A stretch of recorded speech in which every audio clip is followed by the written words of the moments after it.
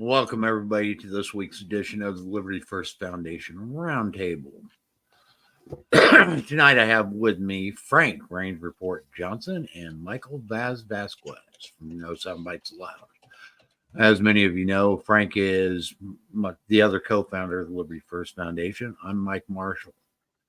One of the things, real quick, everybody, when you're joining this live stream, please like and share. Let other people know about us.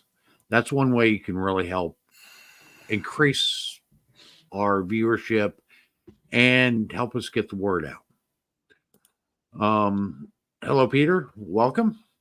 Hey, So, another busy week this week in politics. We've got the Supreme Court coming down and basically spanking the states, and telling them that they just cannot arbitrarily decide who can or cannot run for president. We have, hello, Jan.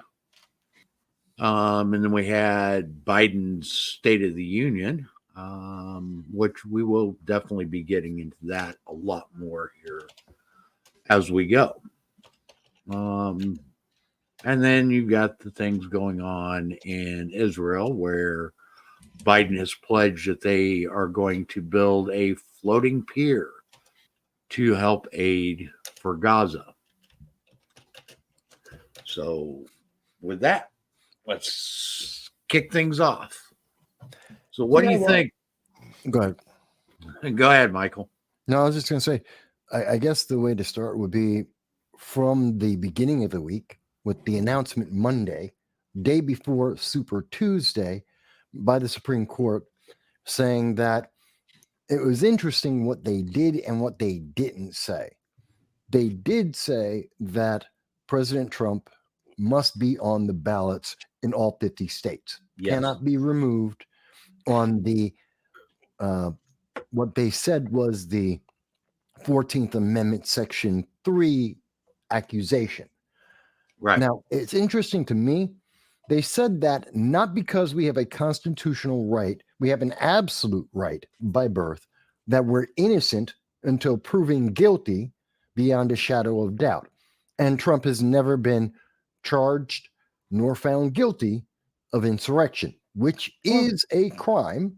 And that's the thing, is they keep calling this an insurrection, yet not a single person has been charged with insurrection. Not one. Right. So you can't call it, they can call it whatever, they can feel whatever they want. And there's a lot of feelings right now from the left, from the news media, even from judges, but that doesn't make it real or true. It just means they have a feeling. And the Supreme Court had the chance to say, your feelings aren't facts. They didn't go there. What they said instead was, the federal government is the only one who can determine someone is an insurrectionist and therefore removed from the ballot across the United States. That difference, while it works out to the same thing, the difference makes me a little scared. Why didn't they just say, he's not charged, he's not convicted? More importantly, he's not convicted, therefore he's innocent. So you're wrong. Period. Right. Full And stop. that I think would have been the path of the least resistance on this. But a lot of Democrats who are upset with this ruling, in particular, the statement that Congress must enact legislation to determine who's eligible and ineligible for running for office. There's the key, okay? It doesn't mean that they have to specifically say, okay, Trump is an insurrectionist, so he's not ineligible. They have to come up with a law that clearly defines what insurrection is, and people must be charged under that by the federal system and found guilty. Until that happens, you're not an insurrectionist. Which is So, in a very sense, straightforward. they upheld the due process while also upholding the Federalist part of our Constitution and part of our nation in one fell swoop. Do you agree, Michael? Or Yeah. Frank? Go ahead. Well- Go ahead, Frank. Well, for me, I keep going back to the fact that the word insurrection was carefully chosen on January 5th Mm-hmm. of 2 years ago. It was chosen the day before. All right. This whole entire thing from day one has just been a very large marketing operation. The American people, with the exception of the movie Star Trek Insurrection, have probably never heard the term insurrection at any time within this previous generation. So if you could control the narrative, you can control the opinion. They came up with the term insurrection long before and try to convince people that this is what happened and that this is what this man was guilty of. They knew damned well that it didn't qualify as an insurrection. It qualified at best, a riot. Mm-hmm. At best, it was a riot. More damage got done in any given major city on any given Saturday in the previous 3 years with the Occupy movement and with the BLM movements and everything else. More damage was done across this nation over 3 years than what was done on that day, and it doesn't get the same kind of play. You've had actual insurrections at various state capitals across the nation, but they didn't use the term insurrection. It was carefully chosen, carefully selected as a matter of marketing. They needed to control the narrative because they couldn't control the truth. They were losing control of what the truth was, and this was the only thing they could do to come up with a 2.5-year distraction from all of the mounting evidence that was compiled from November on. How do you suppress that? By coming up with a bigger story. If it bleeds, it leads. The Supreme Court, wasn't going to step in and play the activist role anytime before then. It had to wait for it to get to them in order for them to make this determination. And for those that think that the Supreme Court is in the pocket of Donald J. Trump and it's a right-wing court and everything, I would advise everybody to go back and look at the testimony given last week in the bump stock case and the questions being asked of the Supreme Court justices in that case. And you'll know that it's not exactly as left and right as you might think it is. Well, it's not even left or right. I mean, if we look at the actual definition of the crime of insurrection, well, you would have every autonomous zone in America. Also, under treason, every autonomous zone in America has qualified for that. That is a fact. They won't charge anyone with that, but they qualify. Why? Because every autonomous zone, including the defenders of the Atlanta forest, the Chaz or CHOP, which was at the Capitol Hill out in Portland and Seattle, we see the same thing. They disregard and reject every local, state, and federal law. That is treasonous. That is insurrectionist. They hold other Americans captive, and they use force to keep people in that area and keep other people, including medical services, ambulances, out of that region.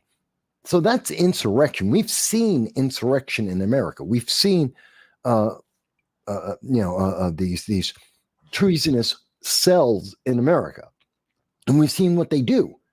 We saw kids getting killed in Seattle. We saw kids getting killed in Atlanta. We saw people getting killed in Austin and Dallas. We've seen billions of dollars of damage in Minneapolis.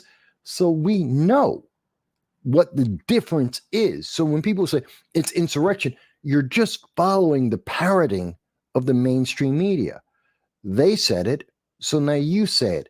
Because, CNN wouldn't lie to me, except we know they would. NBC wouldn't lie to me, we know they would. We've seen the mainstream news media. How many reporters have they fired? How many stories, dozens upon dozens, that they had to retract or totally discard because they were either made up or they were plagiarized? And these are the people are saying, well, they said it's insurrection. Yeah, they also made up stories. Their reporters literally plagiarized entire stories. So if we actually look at the root of it, there's no credibility. Which brings me to now looking at the Supreme Court. And again, with your saying, Frank, when we're looking at what the Supreme Court did, they could have stabilized this. They could have got rid of this politicking, this poly-speak gamesmanship by simply saying, there is no crime. This doesn't apply. It would have made it very simple and reset everything in these political games and reset the nation to re-examine, well, what is insurrection then? What are we really talking about? Because if Trump isn't an insurrectionist, what is insurrection? And the reason why they won't do that, I think, is there was a lot of pressure to maintain. This would destabilize the mainstream news media and many of the political organizations across this nation. The chain reaction would have taken away power and taken away people's confidence in our news, in our mainstream news media, which I imagine the justices may have thought would have destabilized America.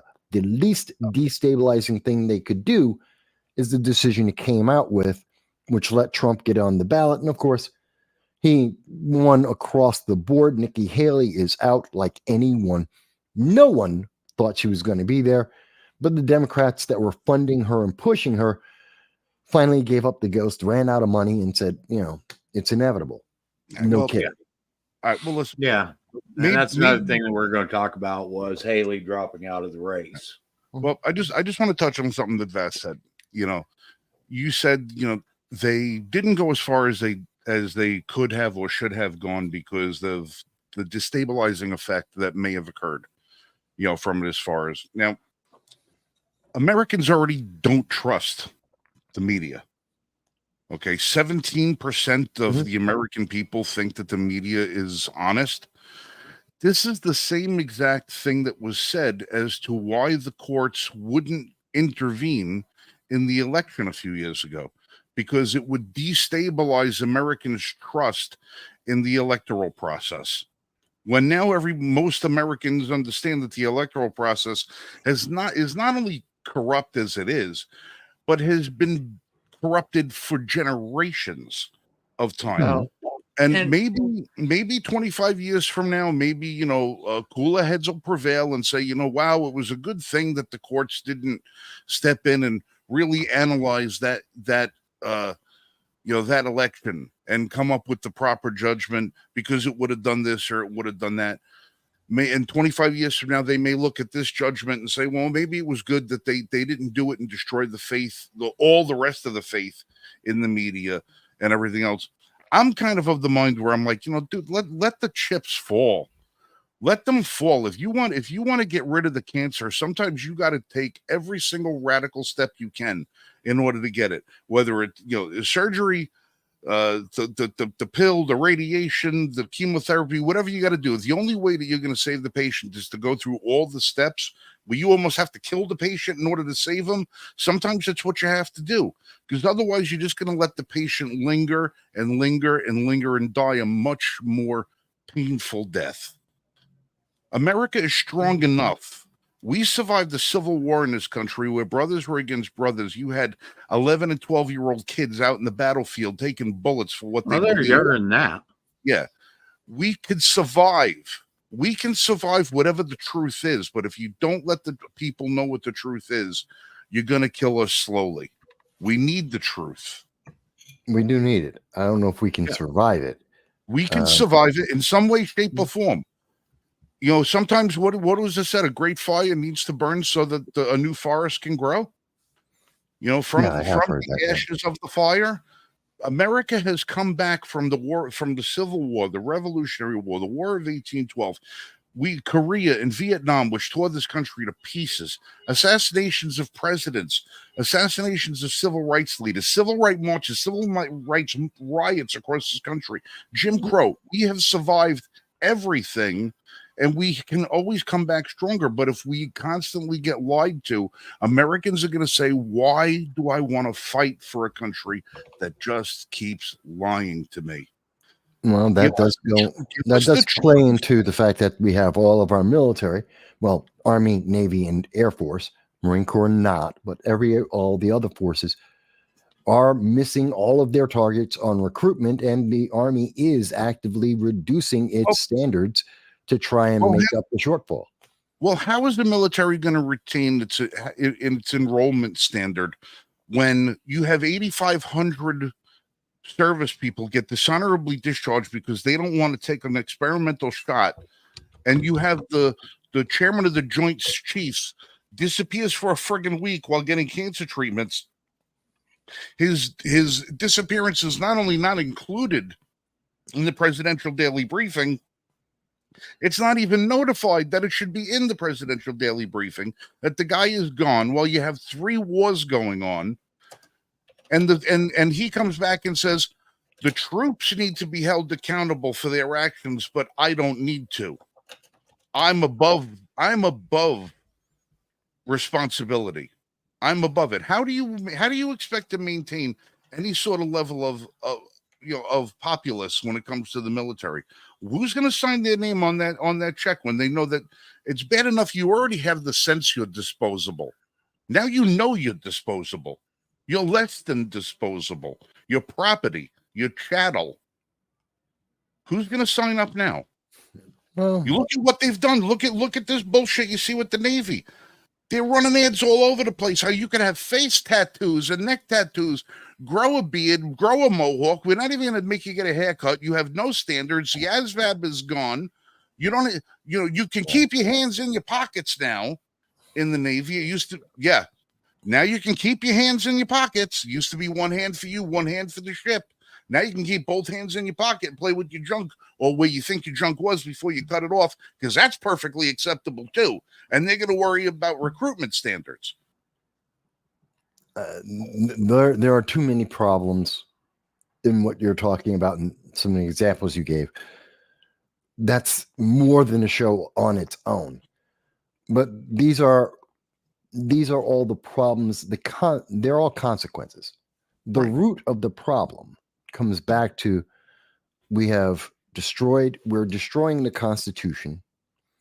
We are destroying the faith of Americans in our system, in the ability of the system to function, at least reasonably function, without complete corruption, without complete two-tiered justice. And those roots hit everything.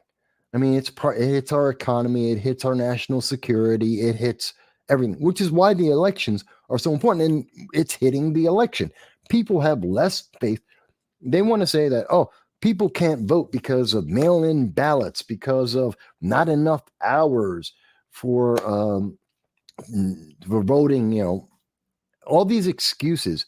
The honest answer is we've said it before on this program, anyone who wants to vote in America, any citizen who wants to vote can vote. And they do. They don't want to.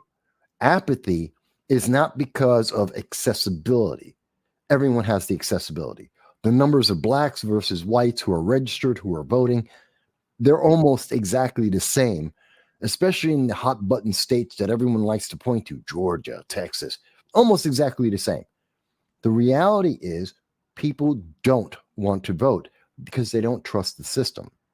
And this is why we needed Trump to be on the ballot, and that this obvious partisan manipulation was not going to work. It had to be rejected if anyone would have confidence in the elections at all going forward.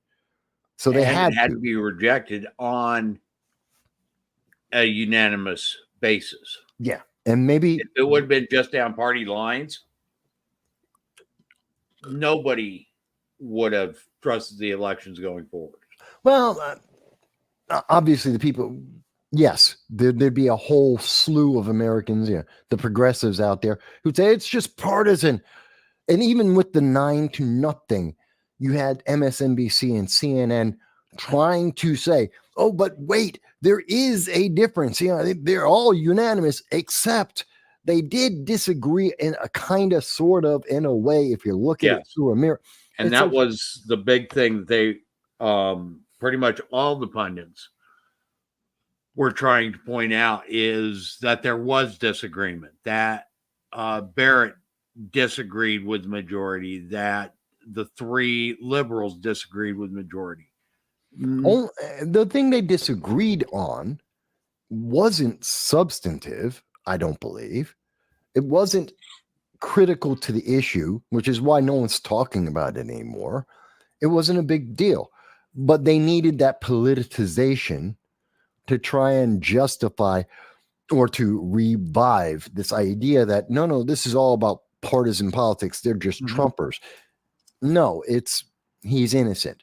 Period. They were so desperate to have the words guilty next to Trump that they didn't care about anything else. Yeah.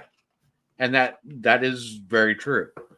And more to your point, okay, the biggest reason why there was concurring dissent, so to speak,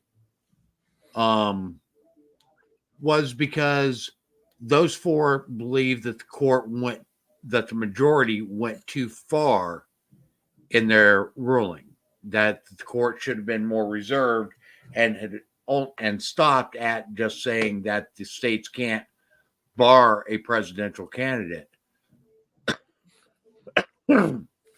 for the reasons that they gave for why they can't, and not opine and go into how a presidential candidate can be barred, and basically making a narrow decision or a narrow pathway for that. Well, first off, that should be a very narrow pathway. Okay. I honestly, the biggest thing that I have on this is that the Supreme Court did not use this case to uphold the due process part. Okay. Because due process throughout everything, especially in the state of Maine and Illinois, due process was not followed at all. Nope. Okay, the state of Maine Secretary of State took upon herself just to say Trump's ineligible. Yeah, okay? No court case. And in a sense, even in Colorado, a judge took it upon himself to say that Trump committed insurrection without actually having a trial for insurrection. Okay. Yeah. I mean, that due process was not served. And because due process was not served, you cannot say that Trump is guilty of an alleged crime because he hasn't had a chance to defend himself in a court. For he the hasn't audience, had a chance to rebut the evidence against him in a court.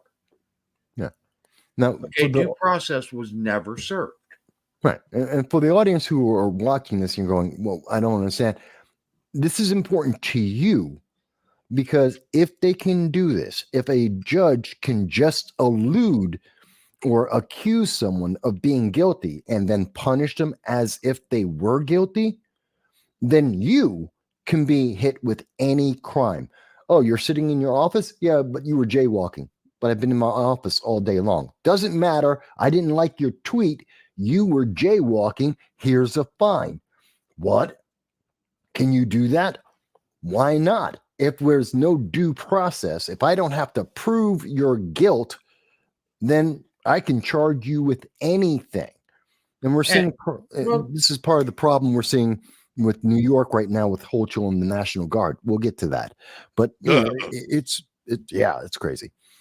Well, it's also the same thing that we're seeing in the what's her name? Whatever. E. Jean Carroll. Yeah. In that case, okay, here Trump is being held accountable for defamation and so all this other stuff for supposedly sexually assaulting this woman, but yet he's never been charged for it. He's never been tried for it or anything, but yet he has to pay all this money because he has held his innocence and basically has said this woman is lying. And as a result, now he has quote unquote defamed her. Yeah, he's defamed her, but he's never been proven guilty of the underlying crime, which means it's just a conversation. But because he's popular, she's not. He's the bad guy, which again, and honestly, ridiculous. If I was Trump, I would file a countersuit against her for defamation. She doesn't have any money. He can't gain anything. It doesn't matter. I understand why you're saying it, but it wouldn't go anywhere because he can't win anything. And part of the defamation is that the other party has to have something to lose to emphasize it. It's not just about what you gain, but it's also about their loss for the punishment. It goes into celebrity law, the way the laws have been tweaked because of celebrities making lawsuits, and why celebrities don't sue people for Twitter saying stuff about them, because it's not defamation. Jan actually brings up a good point. He's brought charges against him 2 other times. Mm-hmm. Okay. And he's been essentially found not guilty or mistrials or whatever, where he did not get sentenced, where he was not found guilty. Which means he's innocent. Yeah. Okay. And she's trying to do this for a 3rd time. Okay. That's triple jeopardy. The 2nd time she done it is double jeopardy. Mm-hmm. Okay. She's trying to charge him for the same crime over and over and over again. Yes. And our Constitution doesn't allow for that. But that's the state of politics right now, where, and people should be, again, this is everything that's happening to Trump can happen to everyone else in America, regardless of your political affiliation. Don't think that, well, I'm a Democrat or I'm a progressive or I'm a libertarian, so it won't happen to me. Hell yes, it will. You can be a Republican. Yes, it can happen to anyone in America. All you have to do is piss off the wrong person, and you are a target just like anyone else. Because if they can do it to a former president, they can do it to you. And you don't have the money of Trump to defend yourself. Here's the thing. Okay. In that E. Jean Carroll case, the only thing that does keep it out of double jeopardy realm is the fact that it has never proceeded to trial. Right. There's never been a decision. Always been dropped. Yeah. Okay. So he's never actually been found not guilty.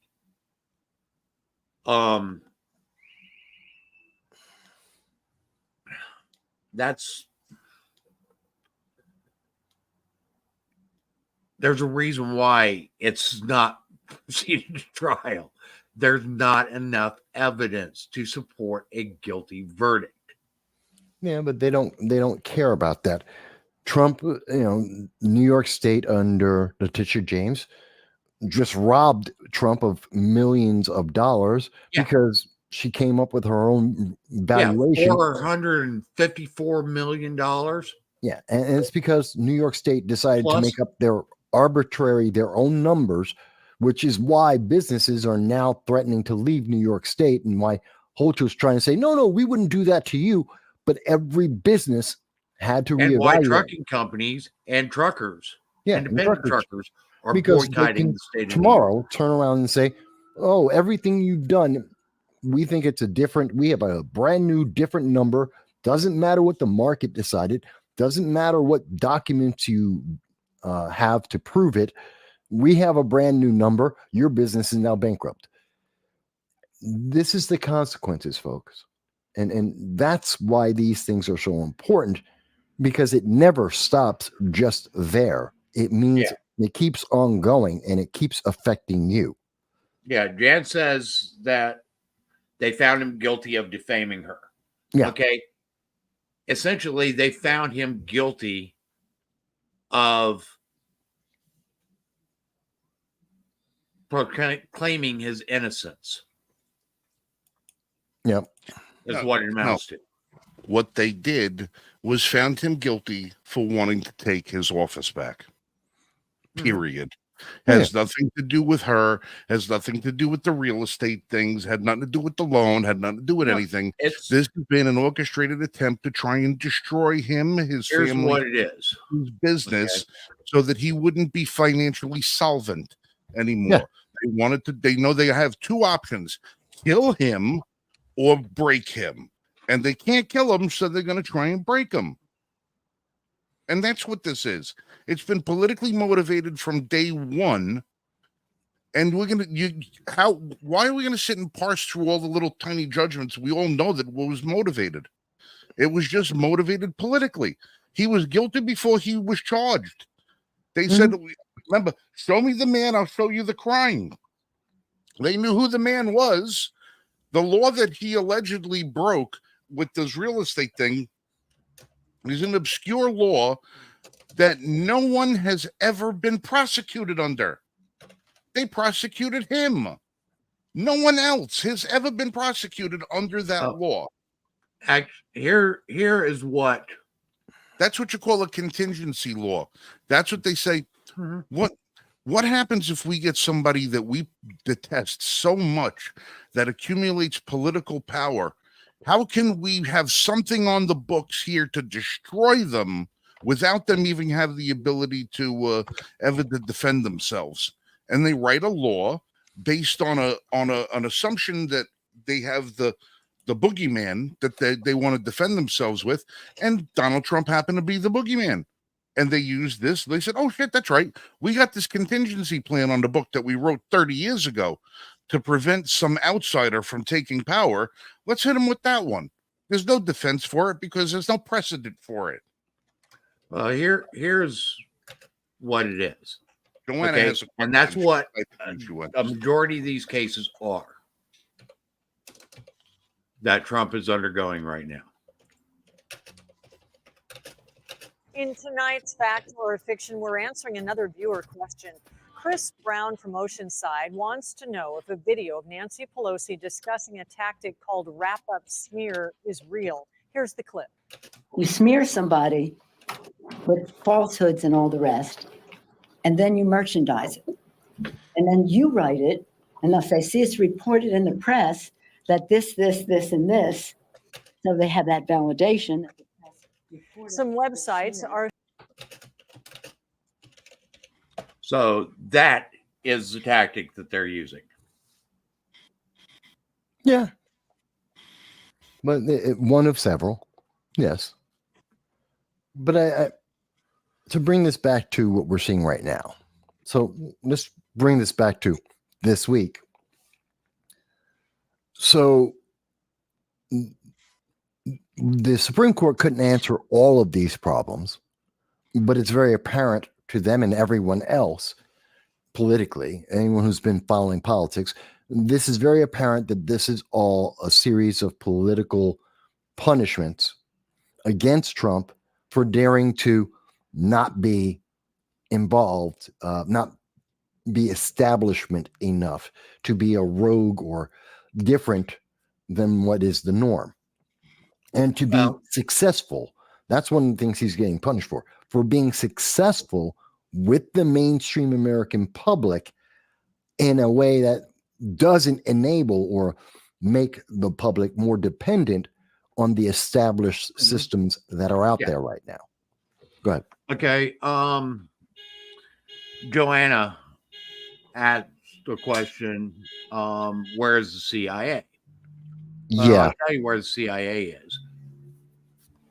Technically, the CIA is not allowed to operate on U.S. soil. Right. However, Unless it's we from a know that they grassroots. are, number one, they are through the NSA. Okay.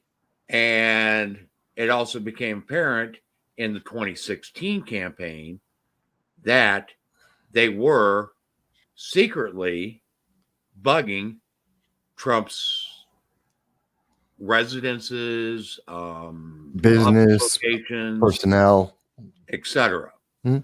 Okay, and they are doing so again. They are trying to find anything and everything they can to use against this man to keep him from doing what he's promised, which is to drain the swamp. And if you think about it, his first victim in the drain the swamp was Hillary Clinton. Mm. Okay. Yeah. Because he literally destroyed her out of politics. And if you think about it, since she lost that election, Hillary Clinton's really not had any voice in politics, or at least not any worthwhile voice. She used up all of her political influence to twist the arms of everyone from Bernie on down, and burn down a lot of the within the Democrat Party, the trust within their hierarchy to get where she wanted. She wanted to run. She thought she could win. They twisted the rules. They broke their own Democratic Party system to take out Bernie, to put her in, to give her the questions at the debates, to give her every advantage they possibly could. And she used up all of her favors, apparently. Right. Used up all her leverage. Which succeeded in removing her from the political mainstream. Yeah. Okay. Which removed one of the swamp creatures. One of the bigger ones, yeah. Okay. So Trump is being successful at doing what he promised to do. Yeah.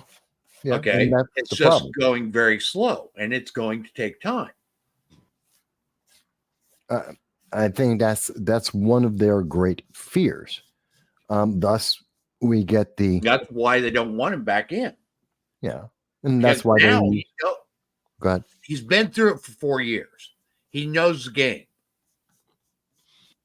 Okay, they're afraid of what he's going to be able to do in another 4 years.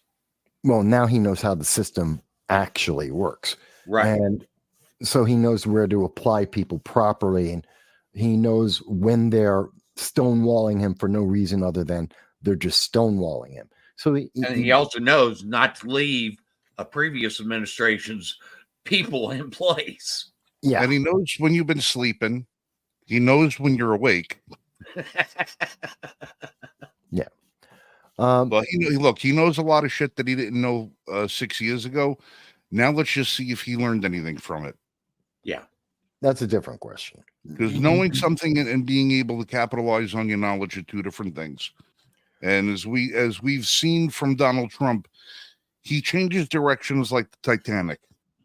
It takes a lot of effort for him to change course a little bit. He's bullheaded and he's straight ahead. Hopefully he's got somebody on the watchtower with a flashlight and a set of binoculars, and not just binoculars alone. He's going to have to see this shit coming, because they're going to come from him at angles that he still doesn't even know exists. They don't even know it exists. They don't even know. And like I was saying before about, like I said, they use that obscure law, to get him in New York. You know what it reminds me of? All right, I'm not comparing Trump to Al Capone. I'm not comparing them, in any way, shape, or form, except to say, when they couldn't get Capone, they came up with a law to get Capone. Yeah, tax evasion. Right. When they couldn't get the mob in New York City, what did they do? They invented RICO. Yeah. All right, the racketeering laws. And for those of you who don't know what RICO is, if I'm a godfather of a family and I'm the big boss and they want to try and get me, they know who all of my associates are. Okay. I could have some, you know, a captain in some far-flung area that I control just by the tip of my fingers. He's got a nephew that's a numbers runner, and he's in a car with his friend, and his friend happens to be a drug dealer, and they pick the friend up for dealing the drugs. Well, he's connected to the nephew, who's connected to the captain, who's connected to, to this guy, to that guy, to this guy, to this, and it works all the way up. So everybody that everybody knows is guilty by association. Mm-hmm. That's how they got the mob in New York. That's how they finally got a hold of Gotti and everyone. Is they used the RICO Act, to try and get. They came and arrested 200 people at one time for the same friggin' crime that one person committed. And that's how they'll do it. They can't, if they can't get you the conventional And then way. when they couldn't get a lot of them on the RICO, they got them for tax evasion. Right. Because they didn't report the money that they got through their ill-gotten gains. Right. When they can't get you the conventional, established, constitutional way of trying to get you, they will write a law that barely passes muster, pass it with no fanfare, not tell anybody that it exists, and then hang you with it without you even knowing it.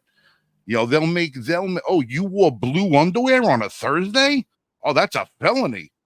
Well, who the hell knew that was a felony? Well, it's in the book, and they'll get you for it.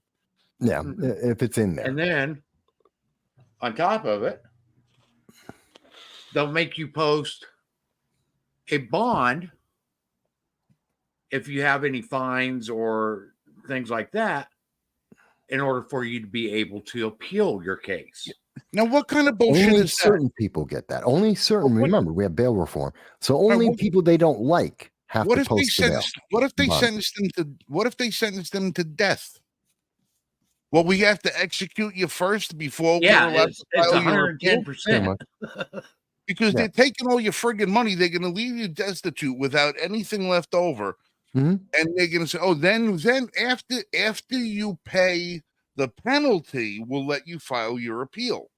If it was jail time and they sentenced him to 20 years over this, would they tell him you have to serve the 20 years before you can file your appeal? What difference does it make with it? I mean, so long as he's able to show that he has assets that can be secured in the amount that the judgment is made for, where he should say, okay, they're going to put that money into a trust or that real estate holding in a trust. That real estate is worth $500 million. That real estate is now held in a trust until your appeal is exhausted. Okay, that's the thing, is it shouldn't matter. No, it shouldn't. Because number one, if the judgment is upheld, Trump would still owe the same amount of money. Okay, if the judgment is reversed, then Trump doesn't owe his money. So why does he have to put up a bond, especially a bond in excess of the amount that is actually owed? Why? Because he self-funds most of his campaign. He self-funds most of his trips. He self-funds most of the rallies. Mm-hmm. He funds most everything himself. So what are they going to do? They're going to try and bleed him dry so he can't run a campaign. It's called campaign interference. Mm-hmm. And that's it exactly. Okay, because I mean it's ridiculous that you can't appeal a judgment without having to put up a bond for in excess of what the judgment was for. These are all steps. Okay, everybody has the right to appeal, and there shouldn't have to be a bunch of hoops that you have to jump through. Yeah, go to a bail bondsman, it's 10%. Yeah, but the whole point of this process is these are all the steps they're looking to try and put barricades and blockades in front of Trump, just like they do with third parties, to try and stop what we see is inevitable. And the thing that's most interesting about it is everything they are doing has failed. Because if you go back over the last 9 months, and virtually it's 96% of all the polls that have been done show Trump winning somewhere between 1 and 6 points, but he wins. Whether you include RFK Jr. or not, if you include all 5, if you include Jill Stein, Cornel West, RFK, there is no libertarian candidate at this moment, but Biden and Trump still wins. There is no scenario that exists that can be reasonably found at this moment that gets Biden to win, and they know it. And it's everyone will go, well, the polls, they've been wrong recently. We're talking about 9 months of polls done by everyone on a regular basis, asking different groups of people. This isn't one poll. This isn't a month of polls. We're talking about 9 months. And we have supporting that the approval rating of Biden in the basement. Kamala, even below Biden's in the basement. We have a lack of confidence. We have a lack of confidence in Biden, in the government, in our news system. All of these things are all happening at the same time as we are dealing with higher inflation. We have a food crisis. We have a Middle East crisis, 30,000 Americans abandoned, and we have Hamas. And this is the State of the Union. I'm jumping ahead a little bit, but we have Hamas. They killed 34 Americans. Biden wouldn't mention that. They captured 22 Americans that they are torturing and sexually abusing. We know this. The UN has confirmed, and also hostages that have been released have confirmed that they are being sexually abused. They are being tortured. 22 Americans, which Biden, again, didn't mention. And this is all happening at the same time. We can see from outside and inside the pressure is mounting in a way we have never seen before, and there's no way to stop it. Trump seems to be the answer to release that because his answer is, for the most part, go back to the Constitution or at least closer to it. Even despite his claims in the State of the Union, Bidenomics is failing miserably. 3.9% unemployment, up 0.2 today, proving he is failing. Bidenomics is failing across the board. Okay. Gas prices up astronomically. Food prices up astronomically. Rents up. Rents damn near doubled since he's been in office. But you know what they use as the excuse? We're not at the peak, which was in August of 2022. We're not at the peak of the increases. So they keep saying, but it's all down. Inflation is down relative to the peak, relative to the day Biden got in. We're talking about no less than 50%, depending on the item, depending on the category. You're looking at roughly 17% on average for everything. Here's the thing. Okay. Biden keeps touting that inflation is down. Yeah. From the peak. Keywords. Okay. But prices are still going up. That's what people don't get. Inflation may be down. Instead of being 12%, it may be 6%. But prices are still going up. Well, no, inflation was up 24%, and it's currently only up 17% from the day Biden got in. It's down from 22 to 17. Yay, but you're still getting devastated, and that's just consumer goods, general inflation.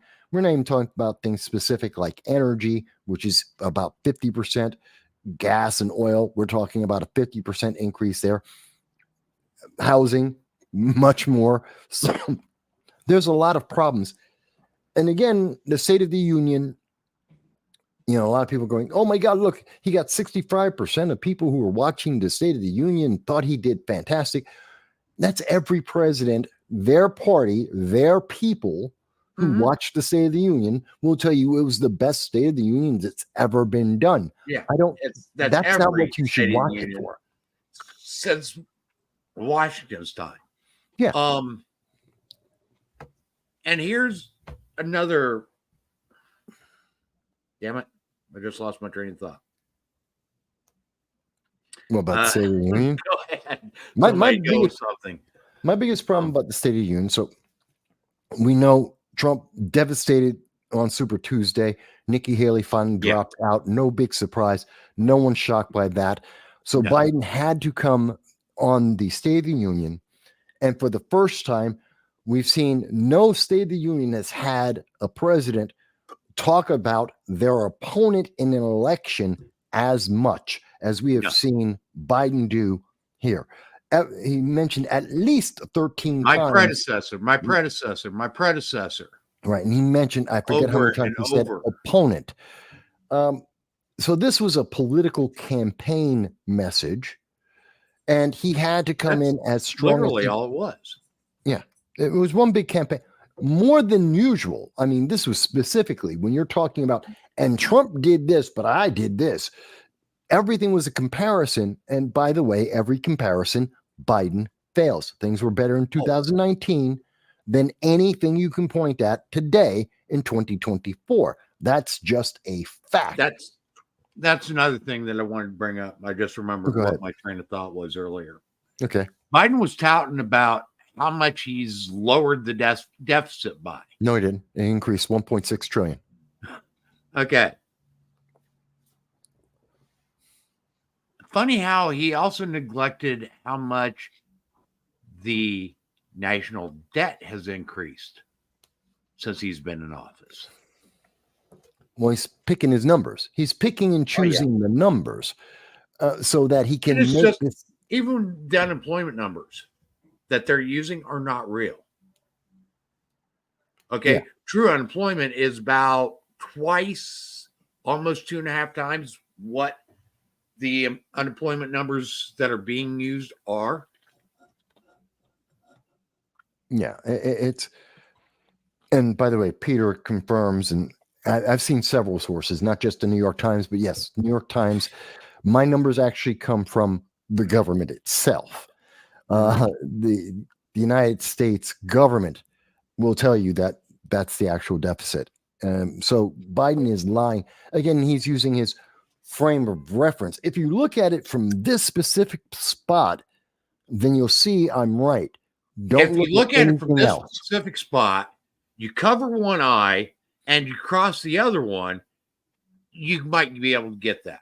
Yeah, but don't look at anything else. Don't think about anything else, because then it all blows up. But I wasn't as upset about his lies about the economy, his lies about inflation. I don't care that 65% of the people who vote for Biden thought it was great, fantastic. I could care less.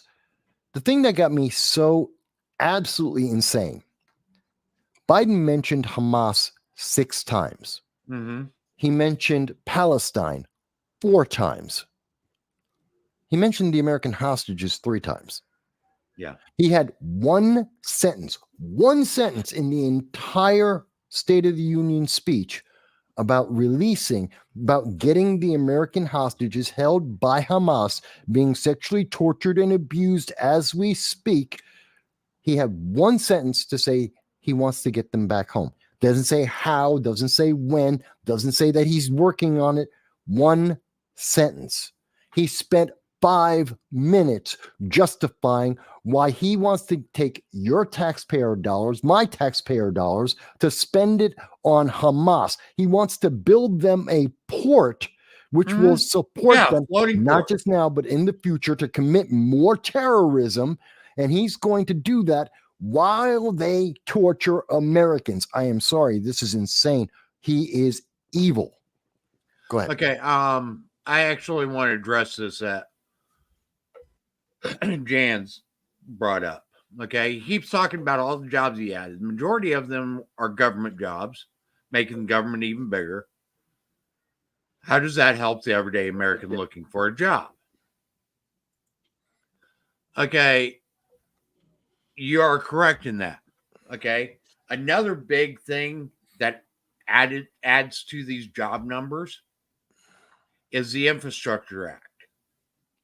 Oh, God. Which are temporary projects, which means that they are temporary jobs. Once the infrastructure projects are done, the jobs go away. They look good on paper, but long term, they don't last. That's what happens whenever you use government projects to reduce unemployment or create jobs. Yeah. Sorry, I'm just responding to Dow in the comments because, sorry, it's slightly different. Dow thinks I was wrong about why they're building a port in Gaza. Well, Yeah. you doing that? I'm just. I have talking about the was the State of the Union response being very weak and tepid. Yes. Mhm. If they would have just had this go, would have probably been a much more appropriate response. Yeah. Well, I agree. Because I don't know if that went if that came across or not. I liked the response, the Republican response. Senator Britt, I thought, did it. Yes, it was practice. So what?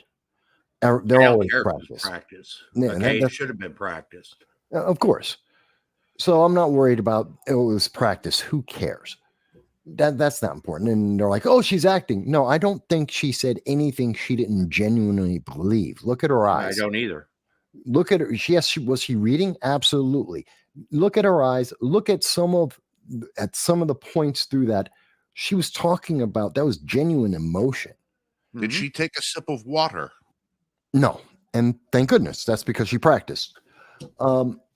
And so she came off, I thought, very genuine. Was it the strongest arguments you could possibly make? No. She also had 20 minutes to refute 90 minutes of bind it, and massive mistakes and half truths that were being put forth by Joe Biden. And we know because even some of the Washington Post even was fact checking some of the things he said, and they're just flat out wrong. And actually, her response and what she addressed in her response, I think she actually did a good job. Yeah, I think so too. On a whole. Okay. Because she did come right out and say, hey, he's not being honest with you. Yeah. Now, let me address, and Jan, I've heard this from a lot of people, that she was kind of motherly. She was weeping. She was emotional. There was a reason for that. Well, Go the ahead, first thing Michael. is they were I'll go targeting into women. it. That's the whole reason they had Senator Britt do it. They're targeting women, mothers. Mhm. That's exactly. So, yeah, it was more emotional, more targeting towards women and mothers. That was on purpose. Exactly. That's part of the electioneering that was going on there. Exactly. So that was, yeah. It was literally designed, since Biden is trying to come off as being this great supporter of women, it was designed to basically say, hey, he doesn't really support women. We do. Yeah. So, and here's our proof. Yeah. And so I understand why Pete would say, and I've seen many people say, they hated the response. My friend Larry Sharp hated the response. A lot of people said that. Yeah, it wasn't targeting you. It wasn't targeting me. But again, I can see, because I play this political game all the time, I see that. And I see who they really were targeting. But separate of all that, was she being genuine? Was she saying things that she did believe? I do believe that. I totally believe she believed everything she said. I also believe that that the Republican Party needs to target women. Yeah. Okay. They also need to be targeting minorities as well. Okay. And show them how the Democratic Party is actually keeping them down instead of raising them up. Yeah. But she didn't address, no one, the mainstream news media are not addressing. We do not hear from the mainstream news media. 34 Americans were killed. No one wants to talk about that because they're trying to support Hamas. Yeah. Hamas killed Americans. Why are we giving them food aid? I know someone said, oh, we're dropping it. We have to build a port so we don't drop the food supplies in Gaza, and then Hamas has to kill their own people to get the supplies so they can give it to the military. Not my problem. First of all, don't send them any supplies. They are actively, forget the fact that they killed Americans who were at a concert simply because they didn't like them, because they might believe in a God different than what Hamas promotes. That's evil. And separate of that, when they attacked and killed those 34 Americans, that was akin to an act of war. They knew what they were doing. They were punching up and they knew they'd get knocked out. So don't complain to me about, oh my God, they're losing so bad. They started this fight. They did this on purpose. And the fact that we are not talking about this, we are not holding them accountable, and people are saying we have to give them more food, more water, more energy, more aid so that they can kill more Americans as they torture Americans right this second. I'm sorry. We wouldn't do that. We didn't do that for the Germans. We didn't rebuild Berlin while the 1930 Germans were involved. We didn't start rebuilding Japan the second that we hit it with Nagasaki. We didn't go in and rebuild that immediately. We didn't rebuild any Italy or occupied France. There's a reason that you rebuild after the war, after the fighting has ended, after you got back your POWs, your MIAs, or at least as many as you can. You get them back. Then you have the conversation about, after everything's been settled and you know who's the winner and the loser, then you start talking about whether or not you're going to fix anything. You don't help the enemy continue to fight. They are looking at us and laughing, especially if we look from their culture. So America is so weak that while they are fighting us, killing us, we're giving them money. They think that's weak because it is. They think we're afraid because Biden is afraid. He's afraid of the negative press because he has a situation that would sink any other president. This is how Carter lost. Americans were held hostage. They weren't even being tortured. They were just held hostage. And he lost. And if the news media were doing their job, we'd be talking about the fact that Americans are being tortured right now, and Biden should be turning heaven and earth upside down, getting them back and threatening not to give them food. We're going to drop napalm on you. Well, now people say to me, Mike, that's so mean. Give us our people back. He hasn't had Hunter Ned, negotiate the 10% for the big guy yet. Yeah, and then we did get that confirmation that Hunter admitted that the big guy is Joe Biden, and we know the big guy gets 10%. So all the people who said, Hunter's not involved and Biden's completely clean and there's no problem. Well, we now know that Biden's been involved in those meetings and he is the big guy. And we know that the emails that are legit, that were on the laptop, that is legit, say Biden gets 10%. So, yeah, you can't say that anymore. But again, that's another story that's being suppressed. We can't talk about these things. Why? This is all what I call and I believe is the fortification of the 2024 election. Anything that negatively portrays Biden or Democrats or progressives has to be downplayed. We cannot tell the American people the number of hostages, the number of Americans killed. We can't tell the American people about how inflation is still up. We have to say that the economy is doing well, even though it is not by any measurement you want to look at. We still have to have this positive base. And if anyone says otherwise, they're the bad guy. Well, there might be another reason why he doesn't mention the hostages on a more routine basis. They know they're dead. Well, we don't know, actually, No, because Israel You asked. understand? No, you're not getting me. They Yeah. know they're dead. And Well- if they knew that they were dead and told the American people that they were dead, there would be a little bit of a problem. He doesn't want that problem. So right now, there's plausible deniability. Well, we believe they're okay. We believe that they're No, we being don't. treated humanely. We believe this. It's not the first time they would lie. Not the first time they would lie. This Sure. is going to be the Kursk all over again, where they hear the tapping on the hull. They hear the tapping on the hull. And then a week goes by with no taps, and they keep telling us we're pretty confident those sailors are still alive. And then a month goes by before they finally have to admit that they're dead. It's the same thing with the other submarine that imploded a few months ago. They had the bullshit search go on for 5 days when the Coast Guard knew the thing imploded 2 minutes after it went into the water. Yeah.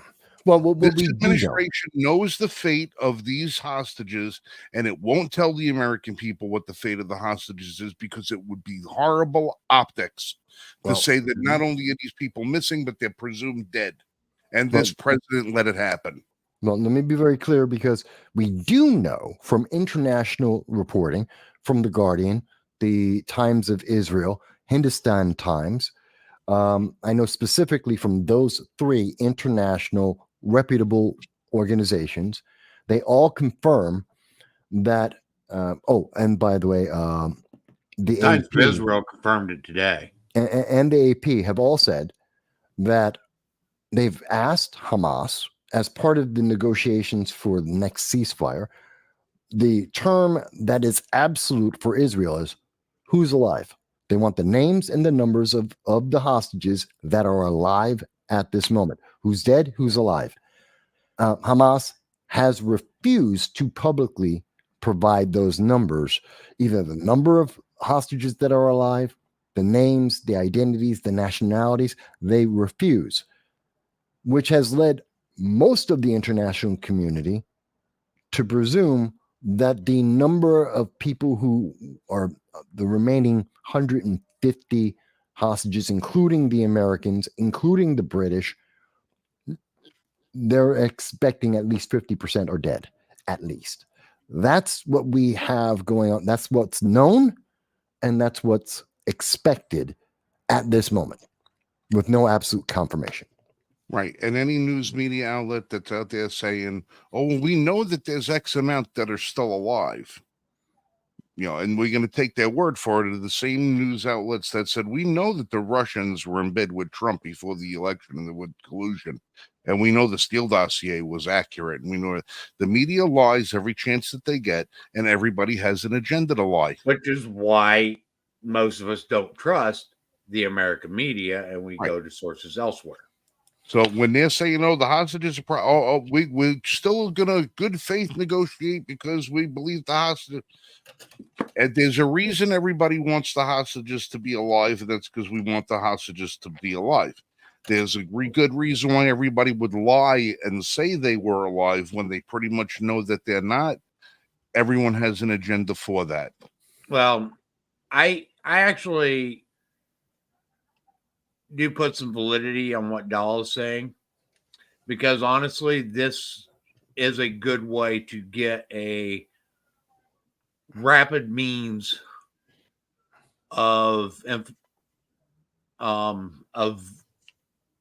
getting into Gaza. Okay. Remind me, I need to step away for a second. When I come back, there's a connection between France, Ukraine, and Gaza with NATO about this. And I'll address it when I come right back. Just make sure I don't forget. I'll be right back. Okay. All right. In the meantime, Michael, before we go, I just want to introduce you to a product that we're going to be testing on the Range Report over the next couple of weeks. This one's a little bit different. You know how we're always testing guns, rifles, ammunition, explosives, various stuff. A few months ago, I met with a couple of gentlemen over here in the Charlotte area from a company called Occupy, and they hooked me up with this. This thing is called Tag Me. And Tag Me is a little bit of a unique device, and we're going to be trying this thing out over the next couple of weeks to see how well it works and see if there's any sort of a bazooka. It's coming down. We're going to see if this thing has any sort of value within the Second Amendment community and maybe even beyond. What Tag Me is this tiny little base station that you mount in your house and connect to your Wi-Fi. Plugs into a standard outlet, and it's got a little screw at the top of it right there so you can secure it to the mounting plate.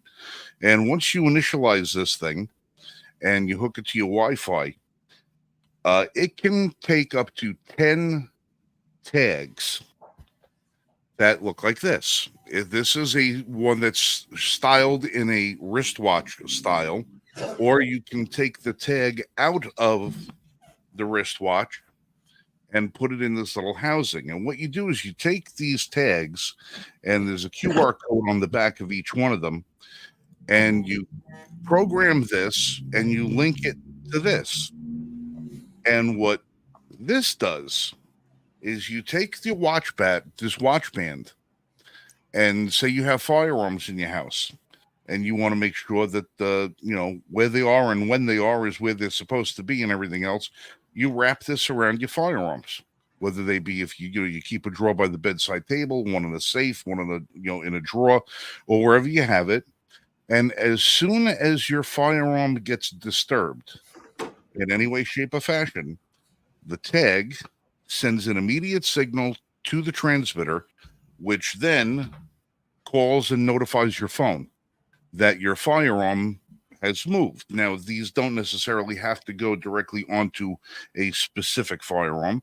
You could actually take one of these and mount it to your safe door or the drawer that you keep the gun in, or wherever you keep any of your firearms. And any movement at all that's detected by this gets it's located in geospace. So it knows where it is in relationship to vacant space, and it knows where it is in relationship to this. So anytime this moves, it sends an alert to your phone. So if a latency, when these guys ran the test with me, and this was still on the prototype, the signal, my phone went off within 3 seconds of this moving. It's incredibly fast. Now, some people are going to... the Second Amendment community, we are not fond of being monitored. We do not like government intrusion. We don't like people monitoring what we say, what we buy, where we go, and anything else. We're naturally suspicious of everything. These do not work in any way to track your firearm. All that these do is relay information to one specific person that that something moved. That something moved. Now, people would say, well, if it's not going to track it, what good would it be? Well, yeah, there's a time and a place where you worry about tracking and stuff like that. And if somebody gets your gun and gets out of the house with it in their gun, the likelihood of you getting your gun back is not going to be after it's still used in a crime. Here is a good case on this. You've got kids in a house. Mm-hmm. Right. Well, that's the gun door opens. Gun safe door opens. This is what, if you have your guns in a safe. All right. Now, listen, I grew up in a gun household. Okay. I was taught how to use a firearm from when I was 2 years old. I had some impression of firearms to know what they were capable of.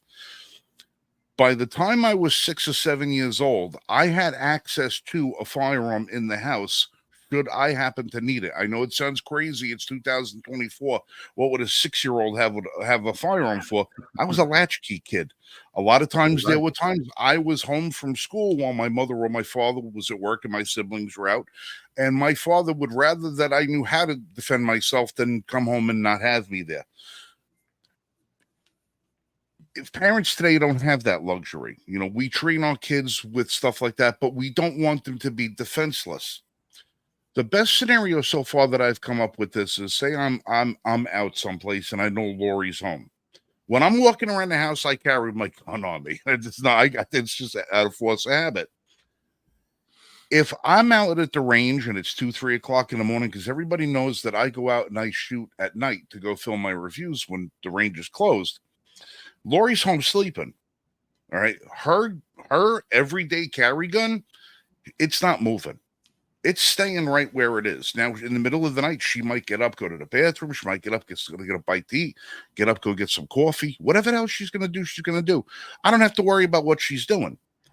But if I have this wrapped around her holster and I get an alert on my phone that says her holster just moved, I know something's going on at the house that I need to have immediate attention for. Now, these things may, in the future, be able to be connected to a camera system in your house. So if that sends an alert to your signal, if you're like me and have remote cameras around the house, it'll kick on the camera where you know that this is positioned and show you what's going on. Gives you the who, the what, the where, the now, everything. Now, it's a very unique system. I tend to see this as a security system even for college kids. You send your kid away to college, they're in a dorm someplace, they got to share a dorm room with some kid that they don't know.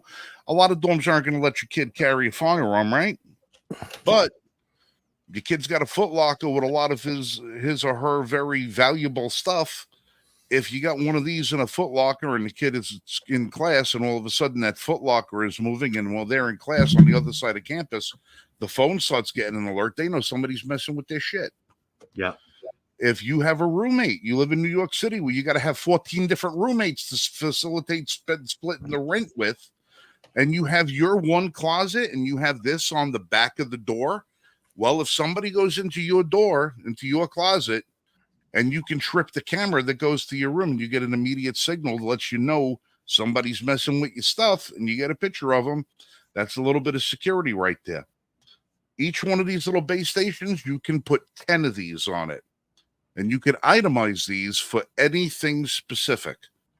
So if you want to name it, okay, this is for my Colt 45. Here's one for my Beretta 9mm. Here's one for my SIG. Here's one for this. Whatever moves, you know what it was. So if you want to have a nice custom tailored security system that you have access to, you can tailor these for your needs. Your front door opens or closes, you can have one of these. If one of your dogs leaves within a certain distance, that's what these tags are for. You can mount it on a dog collar. So if your dog goes outside or something like that, you know something's going on. We're gonna be doing a test on this, and it's gonna be just a short 5-minute video that we're gonna put up on the Range Report. And what we need from the audience, anybody who watches that video, we're gonna ask you guys to help us participate. Anybody who can come up with suggestions on what they need us to test this for, we're going to do a follow-up video. And every suggestion that comes up within the first 50 comments on that video, we're going to test these under the conditions suggested by the viewer. And we're going to do a compilation video to see how effective this is.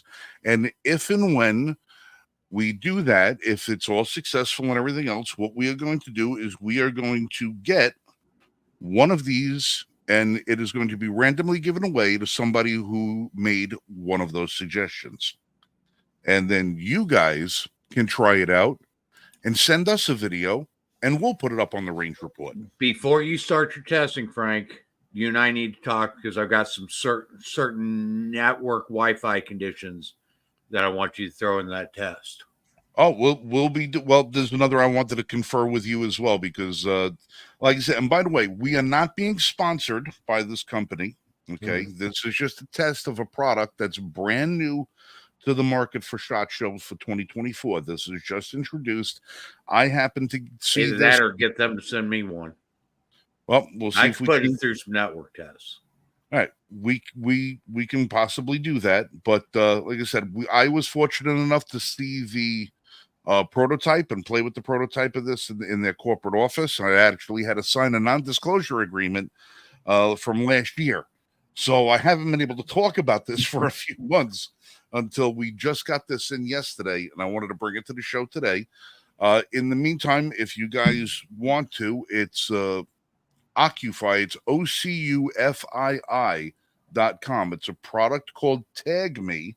If you guys want to check it out and see what it does, like I said, and just watch for the video in a couple of weeks. We're going to have a really, really tough bunch of circumstances that we're going to be putting this thing through, and see what we can go with it. But I was impressed with the technology when I saw it. But then again, I'm a caveman, so if you design a new hammer, I'm impressed. I kind of, I'm kind of old school like that. When I see something, I'm the type of person. Speaking of hammers, if I buy a hammer, it not only has to drive nails, it has to pull them.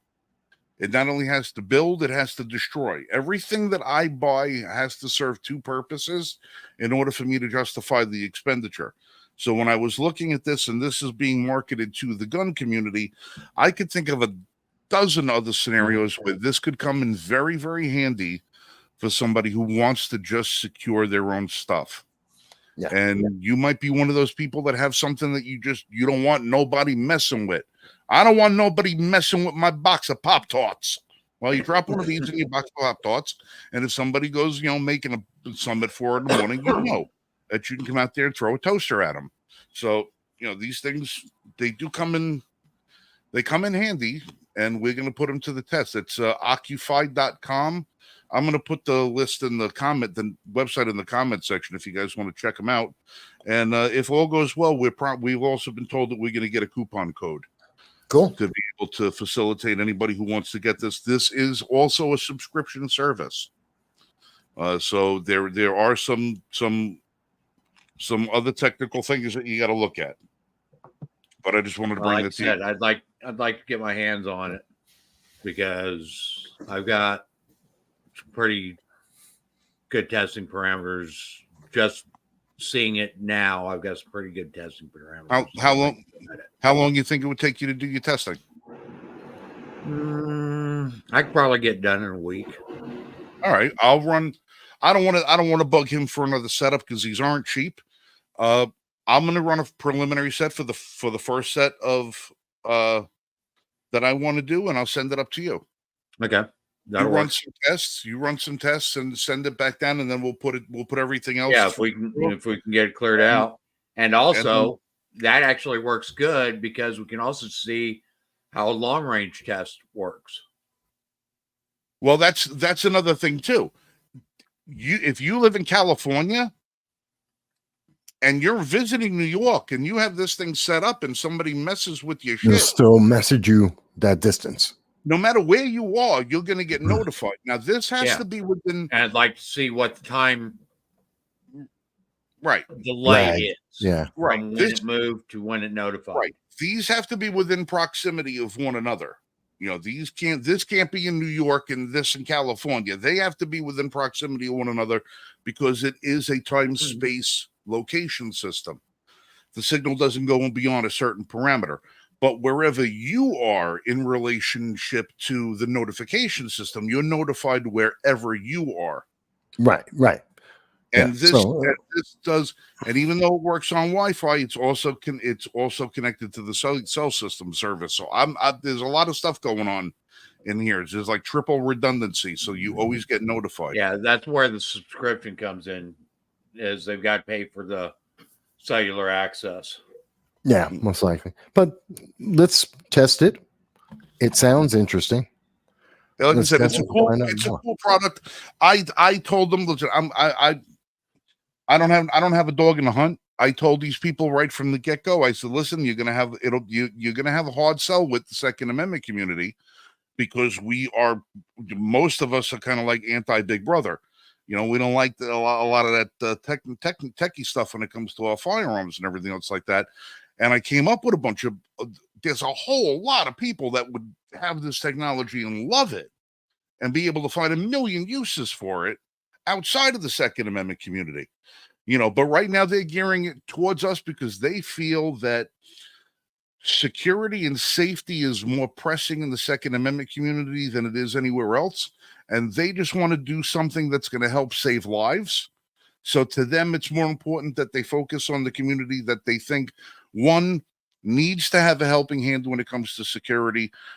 They're gun people themselves. They don't want to see the Second Amendment community ever have a black eye because people did something stupid or people, just were careless. They want to increase the amount of of responsible ownership without government oversight.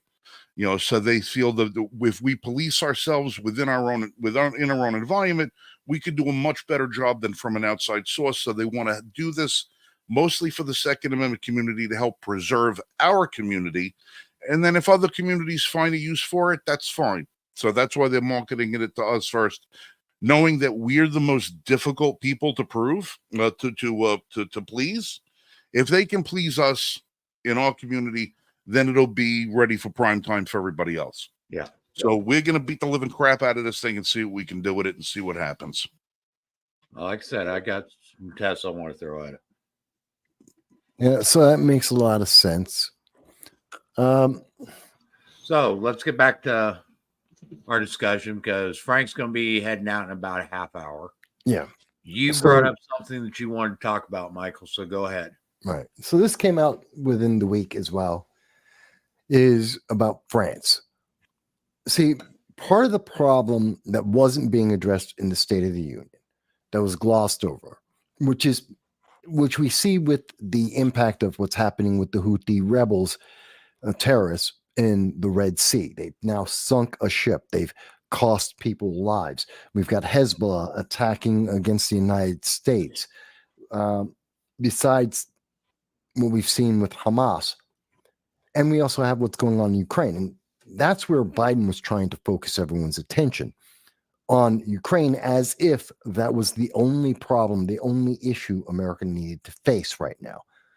But all of this is because of a weak president, because there is no defined leadership. We have no focus, no plan, no message.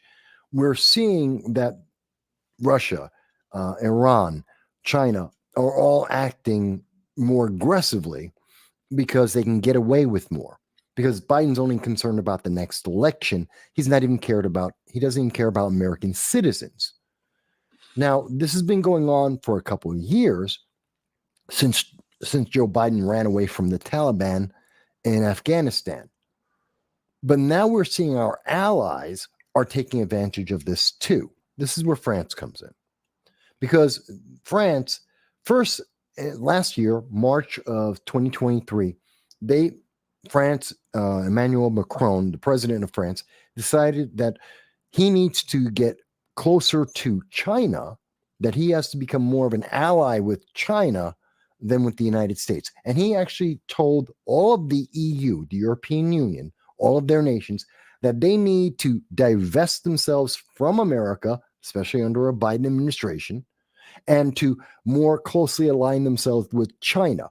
Basically, France is saying America is going to lose its status and China is going to take it over.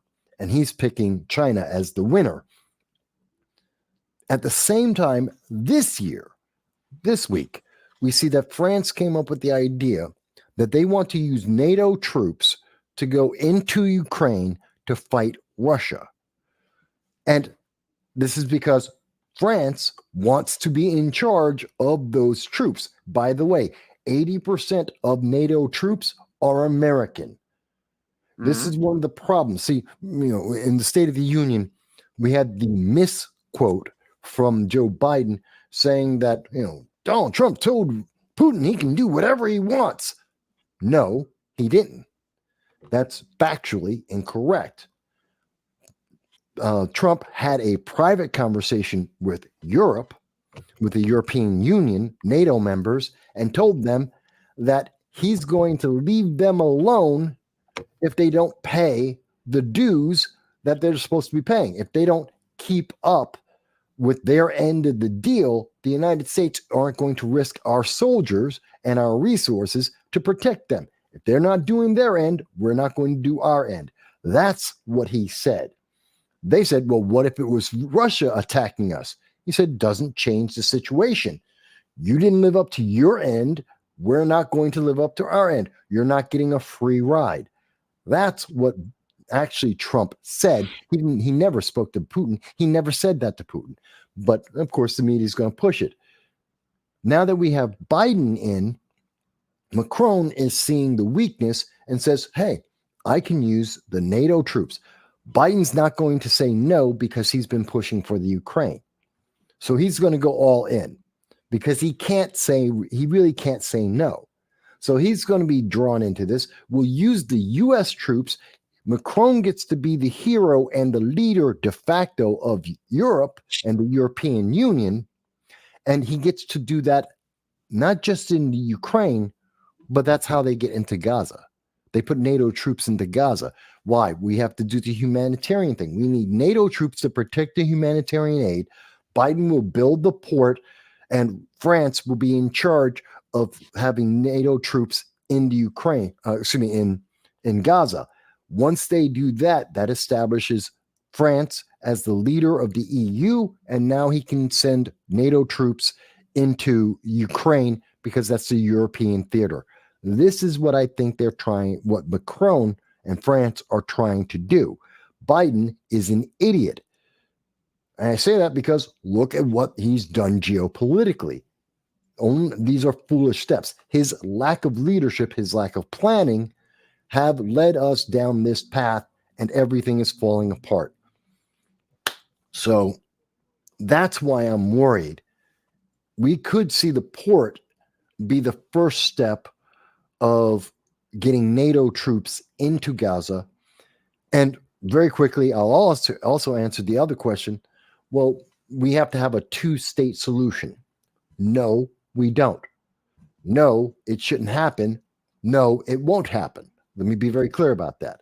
No one else has. This is me speaking for myself, but very simply, if one person, Hamas, has written as its charter, stated for several decades, and just recently reiterated after they murdered civilians that they will continue to fight until Israel is genocided. They have to cease to exist for them to stop fighting. Mhm. You can't have two states. Now, You can't have peace. Right. For those of you that are unaware, the graphic that I put up here is the breakdown of military personnel in NATO countries, i.e., as part of NATO. Okay. And you can see the United States leads by a very drastic margin at 1.3 million. 1.3 million. Turkey is next with 461,000. Then France is at 207, Germany at 192,000, Italy at 173,000. So essentially, we have over 4 times as many troops as the next nearest country. Yeah. So so I was wrong. 75% of troops are U.S. troops in NATO, not 80. I was rounding. And the majority of member states have hardly any troops. Yeah. As you go down. Okay. Luxembourg, 9,000 troops.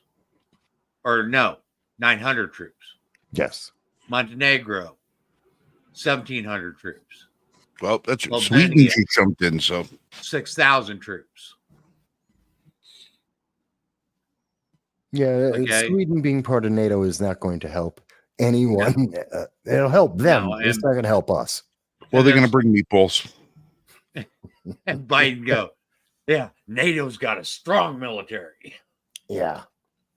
So, I mean, this is a problem. And again, this is what Biden is covering up in the State of the Union when he's talking about his Middle East plans. He doesn't have a plan. No Well, one can I point want to his to international plans.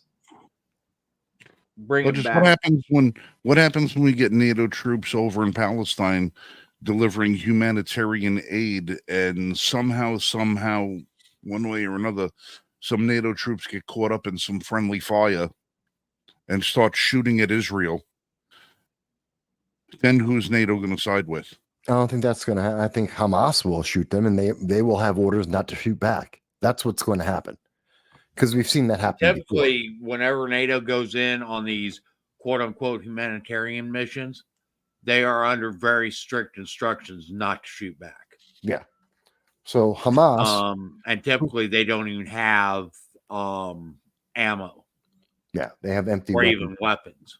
Yeah, and and but Hamas I is want known to- for taking the supplies away from people. In fact, there is video recently of humanitarian aid. This is going back in January.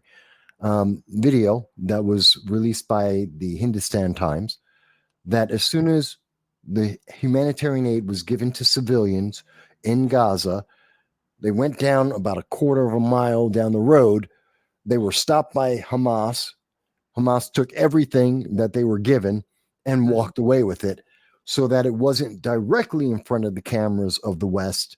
So it looks like the people got the humanitarian aid. No, it goes directly to Hamas. Yeah. It's not a new thing. Yep. It's just that scene. There's a scene. Oh, I forgot what the name of the movie is. It's hold on just a LA second. Let me Story wrap up the State of the Union, and then we'll Right. move on. Okay. Okay. The biggest takeaway that I got from the State of the Union is when Biden said, this is the biggest recovery left untold. There's a reason why it's untold, because it wasn't the best recovery ever. We haven't recovered. We're in a recession. Exactly. Okay. We are still suffering. Yeah, we're in a recession, a very deep, long recession. And if I am correct, We are borderline depression. yeah, Okay, let's call it what it is. We are Yeah. borderline depression. and Okay, and the only reason why we probably aren't in a full-fledged depression is because they've changed the definition. pretty much they didn't recognize that in August of 2022 we went into a recession. We have been in that recession, and in all likelihood, until at least 2025, we will continue to be in a recession.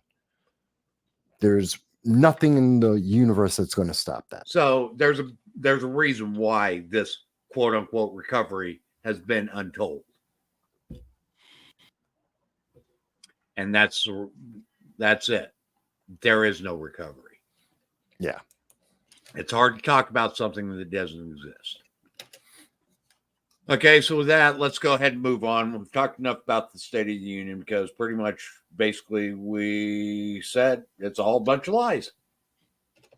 Before we move, I just want to say this is in relation to talking about Hamas doing it. This is a scene from the movie LA Story. You have a line of people using the ATM machine on one side. As they get their money and they walk away, there's a line of robbers on the other. Mm-hmm. So every one of them says, "Good evening, I'll be your robber tonight." They get their money, turn around, somebody steals it. Next person gets their money, somebody steals it. It's become so commonplace that it's now comical. Yeah. You know, it's satire now, the way it is. And that's like you were saying before. They're not going to steal the aid right in front of the cameras. Now they'll just go up the street and make a routine out of it. Yeah. And I hate to go back because I just closed it out, but Biden's crime numbers, that's literally what's going on with his crime numbers. That's why crime is down, is because they're not reporting it. And they're not arresting done anyone. all this quote unquote manipulation of the bail reform and this, that, and the other. Yeah, and that's the where only I reason was why going with numbers the are next different. one is, we can talk about all the crime numbers that you want, but the governor of New York just sent the National Frigging Guard down to the New York City subway system so that people can feel safe. So now we've got, all right, prior to 9/11, the New York State Police had one department in New York City. Okay, and I think they had a contingent of about 5 or 6 officers in New York City from the state police. Now, state police are all over the place in New York City. The state police, which are pretty much known for just highways, and the upstate region, are now patrolling the subways. They're patrolling the streets. Now you've got the National Guard down there. And now what they're instituting is random bag searches.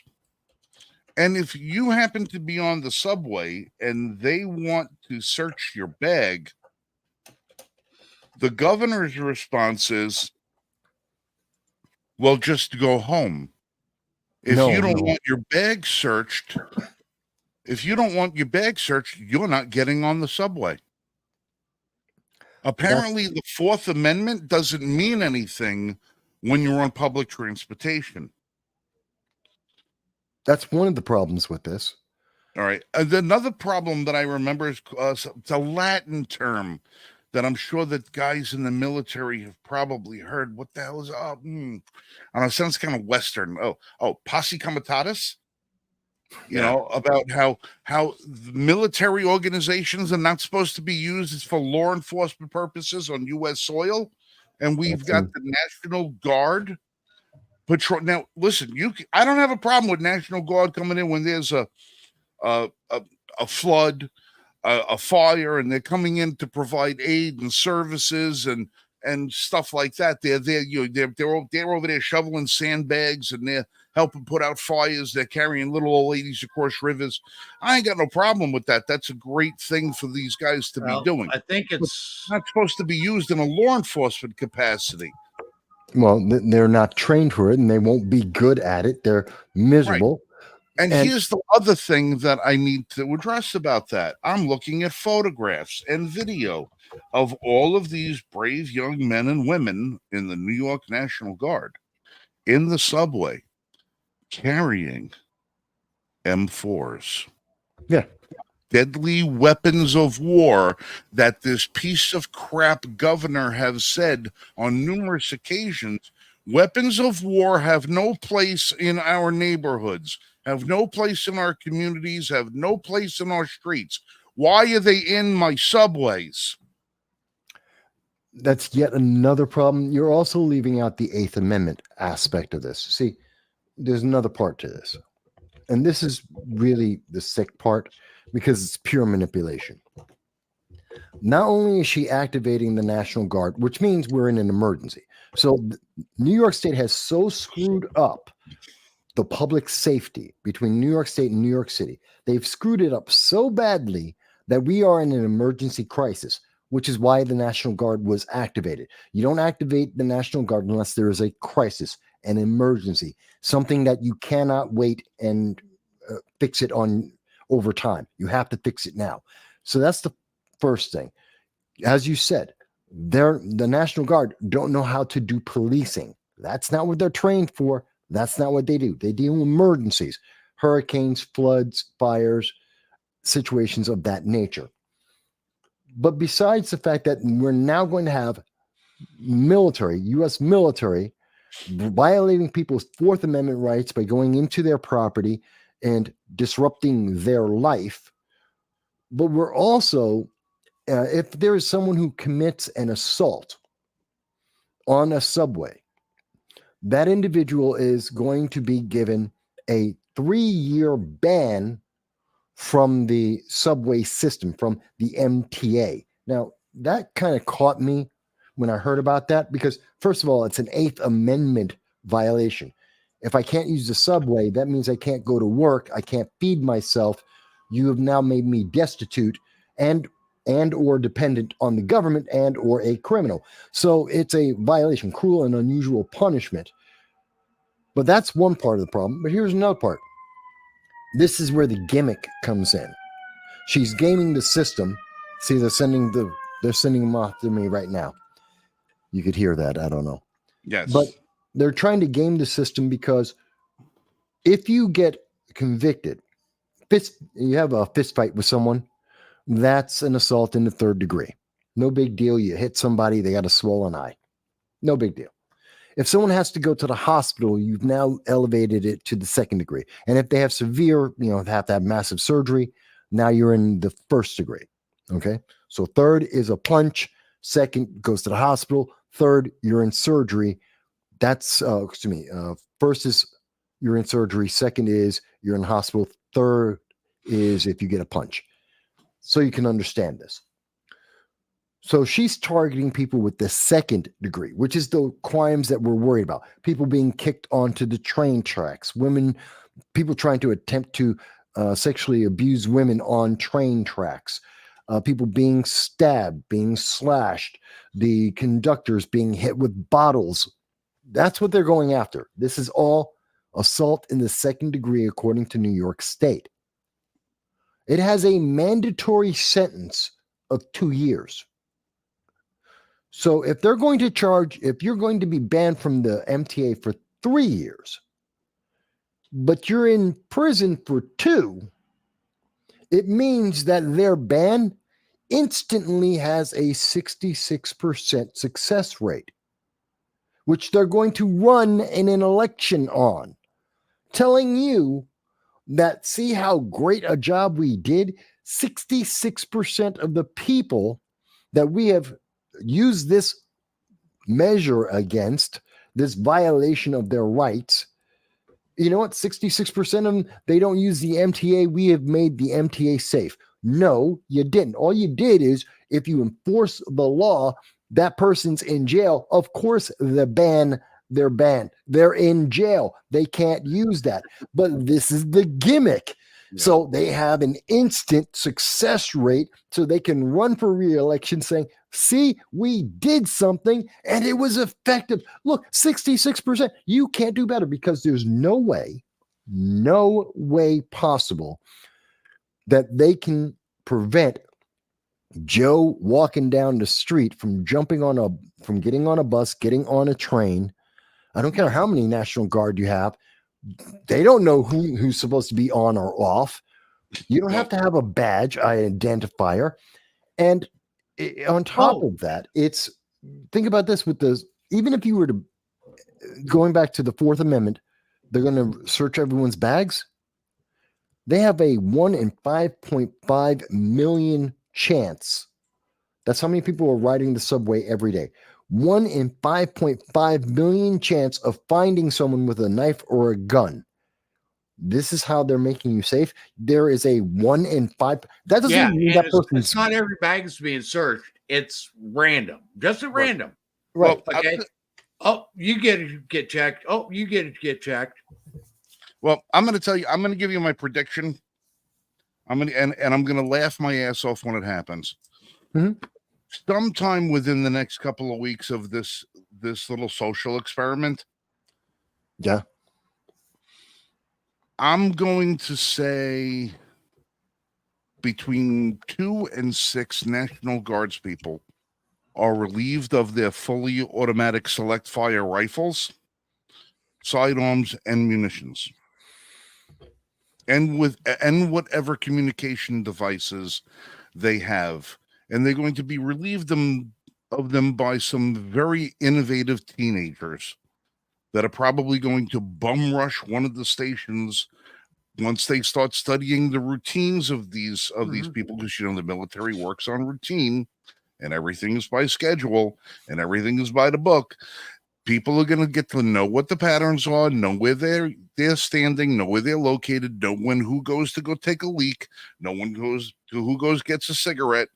They're going to watch, and before you know it, you're going to get a couple of these guards people are going to wind up getting held up at gunpoint. And they're going to be relieved of their weapons, and then you're going to have fully automatic weapons running around in the subway that no one's going to know where they went. That's going to be my prediction. Within the next couple of weeks, that's going to happen. 750 National Guards members are being brought in. Yeah. Along with some state police. 250. And there's some other. It's state police, it's National Guard, and there is sheriffs. Some sheriffs. Well, the sheriff's authority in New York City, for as long as I remember in New York City, did not extend beyond scofflaws. The sheriff's department in New York City was pretty much out there just to try and, you didn't pay your parking tickets, they came and got your car. You too many red light tickets, they came and got your car. That's the usefulness of the sheriff in New York City. The boroughs. So essentially, what they're doing is they're adding 750 National Guard to complement the 674 MTA police. Mm-hmm. Adding an undisclosed number of state troopers, along with complementing it with NYPD. Yeah, well, my whole thing is going to be based on the next question for Vasquez. He's down there and he can tell me this. That Midtown commuter tax, all them cameras, Yeah. Are those cameras still there? Yeah. The New York City residents there, you get what you deserve. You get what you deserve. You want to live in a fucking prison and be treated like children. You get what you deserve. You voted for this garbage, eat it, swallow it, suck it down, and digest it. You brought this crap on yourself. You're being treated like prisoners, like children, and you lost all the remaining freedoms that you had. They're Well, telling you you can't own a gun, but they got military that are down there, with M16s and M4s patrolling your subway. And they're going to tell you you don't have the right to defend yourself. They're going to search your bag randomly. And if you don't like it, she says, well, you'll just go home. Try it. Try refusing to have your bag searched and then see what the officers tell you next. When you say, well, screw it, I'm just not going to get on the subway. No, that's not what's going to happen. no, that ain't going to happen. What's going to happen is they're going to tell you, Cause. we need to see your identification. Well, what crime do you suspect me of committing? It's not a matter of you committing, of suspecting of needing a crime. It's policy. We have to know who we engaged with down here. And we have to make this a report that you didn't want to give up your information. You didn't want to let us check your bag, and then you refuse it. And then they're going to wind up saying, well, guess what? Now we're going to cite you with disorderly conduct, and you're going to get locked up for it. You're going to go to jail. Meanwhile, the little bastard running around on the subway who would have stole your fucking bag and slashed your throat for it, when he gets picked up, he gets right the hell out of jail. You brought it on yourself. You deserve it. Unless you get rid of your mayor and help to get the rest of New Yorkers get rid of this governor, I hope you enjoyed that goulash they serve you on that metal tray, because that's Now, what mind you you, deserve. mind you, these additional 750 National Guard members Yeah. they're being deployed. This is over and above the almost 3,000 that have already been deployed to mitigate the migrant crisis, the Not to illegal mitigate alien it. crisis. To facilitate it, to Facilitate, allow sure. migrants to get in. Yeah. To hand out the $10,000 American Express prepaid cards. Yeah. To get them into the system, into the hotels, into the shelters, to get the prepaid food cards, to be able to have, well, they're going to spend $60,000 per illegal alien in New York State. This is what they're doing. This is ridiculous. There are so many problems, so many violations of the Constitution, so many violations of state law. This is abuse. It's wasting money. Notice, no one wants to tell you how much money this is going to cost. It's at least going to start with an extra $20 million. By the way, we don't know how long this is going to last. But just to start this up, it will cost $20 million. New York State is in the red. They have no money. We have no money. And they're increasing the amount because all we needed to do, this all could have been resolved. It's now emergency status. So we have no choice, according to what they're telling us. But all we really needed to do, enforce the law. That's it. You arrest someone, put them in jail. They either get bail or they don't. They go in front of the judge. They're either guilty or innocent. If they are guilty, they go to jail. You don't cut them deals because they're black or Hispanic or whatever.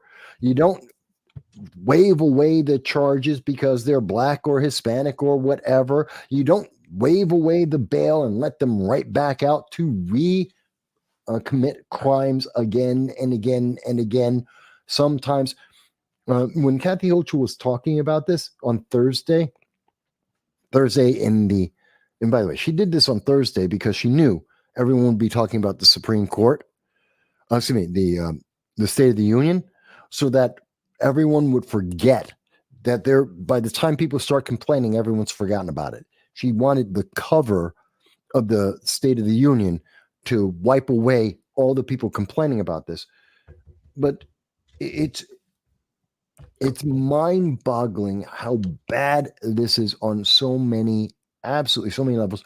And we know that they said that's what they said in the press conference, that they have some of the people who are committing these crimes. There's about 600 people who have committed these, 40 people who have committed 600 crimes. And they're one of the leaders in the problem with the crime in the subway. About that. These people have been arrested 15 times each because they keep arresting them and releasing them. Arrest, release, arrest, release. They turn around, they go back into the subway, they commit another crime, they attack and assault another person over and over and over again. This is insane. What happened, Mike? I was actually looking at the New York State Constitution about the deployment of militia, i.e., National Guard. Well, you're looking at. I'm going to tell you what. You know what? The one thing that might happen that I don't think they've come to consideration with.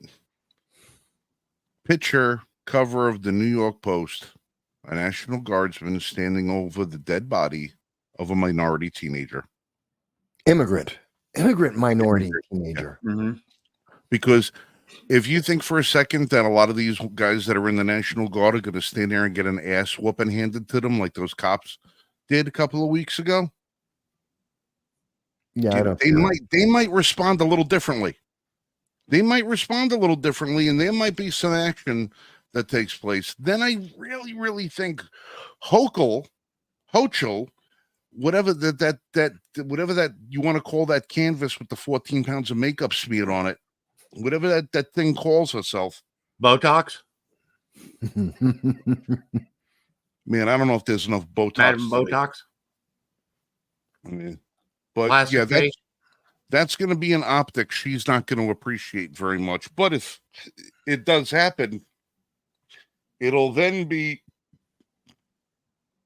an immediate condemnation of the military and their deadly weapons of war that she had no ability to tell them not to bring with them because that's mandated by the federal government. So she'll, figure out a way how to, exonerate herself from her own decisions if that should ever happen to take place. Well, that wouldn't be true because she activated the National Guard. She's in charge of them. But I had no choice. I had no choice. My hands were tied. I had to take these men in here, even though they were carrying these weapons. Because I was just trying to do something. She's the commander-in-chief. Good with the bad. Chain of command. She's the top of the chain of command. National Guard is in this case. In this instance, she is. Yeah. Well, we know, yeah. but the messaging will be different. Yeah, I can see the messaging coming out saying, federal troops. Oh, look at this, federal training. But the honest answer is no. That's the governor. She's the one responsible. Kind of like Nancy Pelosi's. I'm sorry? How the hell that state wound up with her? Because the guy who was Andrew Cuomo ran away because he was guilty of sexual abuse of 11 women. Well, now he's been subpoenaed to appear in court to finally, at one point, I think civilly, answer for the 16,000 elderly people that he murdered. Yeah, but that's not going to go anywhere. Yeah, maybe it will, maybe it won't. We'll see what happens. I would like to get a couple of answers for at least a few of my relatives that he murdered. I would love to hold him accountable, but I don't trust the system. This is the same system where Letitia James said, I found more sexual abuse. I found out about the actual cover-up of the federal crime of murdering 16,000 people, and he gets to go home free. Keep the money and keep all the donations you received. Does Letitia James own her own home? I believe she does. Let's find out if she's ever refinanced. Oh, that I don't know. Yeah. Because if the value of her house in the right refi documents was a penny off from what the actual value is, then she needs to be prosecuted under the same law that she went after Trump with. And it wouldn't matter. No. See, it's not what the appraised value is. It's whatever New York State says the value is. So you would need New York State, which would come back to her, to come up with a value. So you'll never get her on that. But which property was it that Trump got the mortgage on? A couple of them. It was a package. He had several properties. Or wasn't one of them in Florida? Yeah. Then how does New York have the ability to determine what the property values of a property in Florida is, where it has it's not privy to any of their... The same way that New York has the ability to assess a value of a property in New York State. They don't. The market has that. See, the banks have documentation that they have to file that say, okay, I was given X asset. X asset is this value, market value, apparent value. And based on that, I can give a loan of X. They don't have leeway on that. They have to prove everything. And they can't just take the lendee's word for it. They have to evaluate that property. Assessed by the bank, and an independent adjuster has to come in and verify what the property's value was. Yes. Right. So New York State threw all of that out and said we have our own number, and our own number says you're guilty. Well, maybe when we get another attorney general in New York, they could look into it. Maybe Letitia's got some things that she can answer for. Her and that freaking that Walking Dead zombie looking piece of crap judge over there. It looks. I swear to God, it looks like somebody extracted all the fluids out of that man's body, and just he's like all sunken in. He reminds me of the guy from Poltergeist who came up to the screen door to talk to the little girl. Jesus, what a spooky looking dude that guy is.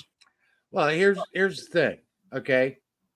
If you or I go out and get a home loan or get a loan against our home, using our home as collateral, the bank is going to send out its own appraising people and do a bank appraisal. They don't even take the county appraisal numbers. Right. They're going to have an independent or valuation. They do their own independent appraisal. And they do that for every loan that they give, regardless of who it is. They have to. Not only do they have to do it by law, they have to do it for their shareholders. Yeah.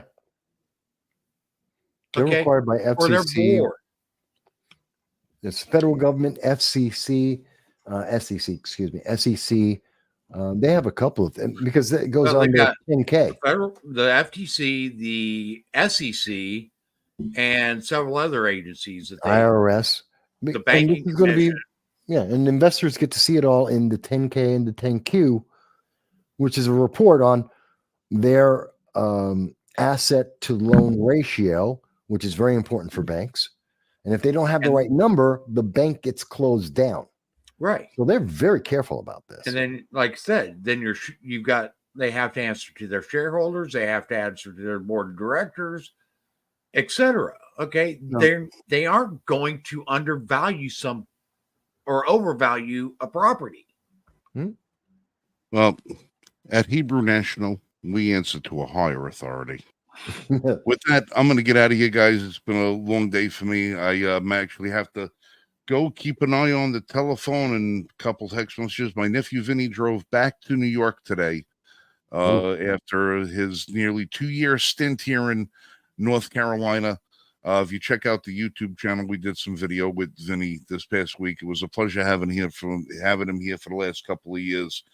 He's going back to New York to live out his dream of being a certified NASCAR mechanic. So he's on his way home, and he left here at 12 o'clock today. He should be rolling into the driveway in about 10 minutes. So we got to get off here. We got to be on the conference call for his welcome home to make sure that he got home safe. But, wishing the best. I'll see all you guys next week. Until then, you guys be safe, shoot straight. Remember to check out the Range Report over on Facebook, on YouTube, rather. We got a lot of great new video content for you and a whole shitload more to go. So you guys be safe, shoot straight. Biden sucks. Have a good night. Have a good night, Frank. We'll see you next week. Good night. Peter Soma actually brings up a very good point about the judge in this case that we've been discussing. Yeah. he's at the end of his term. Okay. Right. He's being forced into retirement. Okay. And actually, by the time appeal gets fully in swing, he is no longer going to be a judge. Right. He's got nothing to lose. Exactly. Okay. In fact, actually, he has everything to gain, especially if people are feeding him money for his retirement. I could see that, but these are several problems. I mean, but this is the first challenge. Well, no, it won't be the first challenge, but eventually this is going to get challenged because it should. Because of the violations of the Fourth Amendment, because of the violations of the Eighth Amendment, it should instantly be struck down. It won't. It'll be appealed, but either the appeal or, God forbid, eventually the Supreme Court will look at this and go, this is insane. You can't do this, and throw this out. But the damage will be 7 years down the road to the American people. Okay, it's a minimum of 7 years. Yeah. And more typically, it's around 12 to 15. Yeah, and that's what I'm thinking it's going to be. And think of all of this time. And we've got how many National Guard do we have running around New York City, fully armed, doing all these little jobs? And these numbers are accumulating. We're not having less of them. We have more doing all the, they're doing immigration stuff, which isn't really immigration. It's, basically facilitation. Yeah. They're basically the front door guy at the hotel, whatever that job is called. The doorman. Yeah. They're doorman. Ushering people in. Now we've got them doing policing. We're becoming, this is getting so incredibly authoritarian. And militaries everywhere. It will soon be, you remember the movie Escape from New York? Oh, yeah. Yeah. And they put everyone on Manhattan Island. They are closing in on that very, very quickly. Yeah, it seems less outlandish now. They never explained how they blocked off Manhattan Island, but yeah.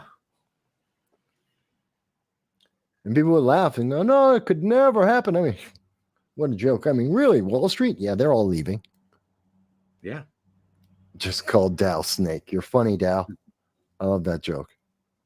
Dow wants to be Snake. Yeah, you're an anaconda. I know how you look, Dow. I've seen your physique. Stories, literally stories that we grew up with. Yeah. That we thought could never, ever happen. 1984. Happening. Minority Report. Happening. Escape from New York. Apparently it's happening. Yeah. Okay. Are they using these literally as standard operating procedure manuals? Demolition Man. Same. Yeah. And not only Demolition Man before all the rioting and all the moral decay, but afterwards too, where suppression. Idiocracy. Yep. Mediocrity, suppression. No, Idiocracy, the movie. Oh, there's that too. Yeah. I mean, we got a couple of them here. Okay. So, I mean, I swear they are using these as operation manuals, operating procedures. Worked in the movie. Made sense in the movie. It's not like they're thinking these things through. It's not like they're considering the consequences. Pretty soon we're going to have Judge Dredd's running around. Actually, that would make it better. That would actually, I know. And for people who haven't seen Judge Dredd, it is a satire to an extent of America and of conservatism.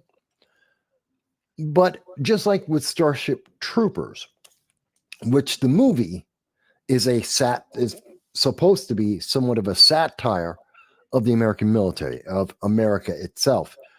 But if you watch now, the book, the original book by Philip K. Dick of, I just said the movie's name, Starship Troopers. Yeah. The book, there's a reason why he wrote this, why he talks about citizenship requires service. Service equals citizenship. He wrote that very strongly in the 60s. Why?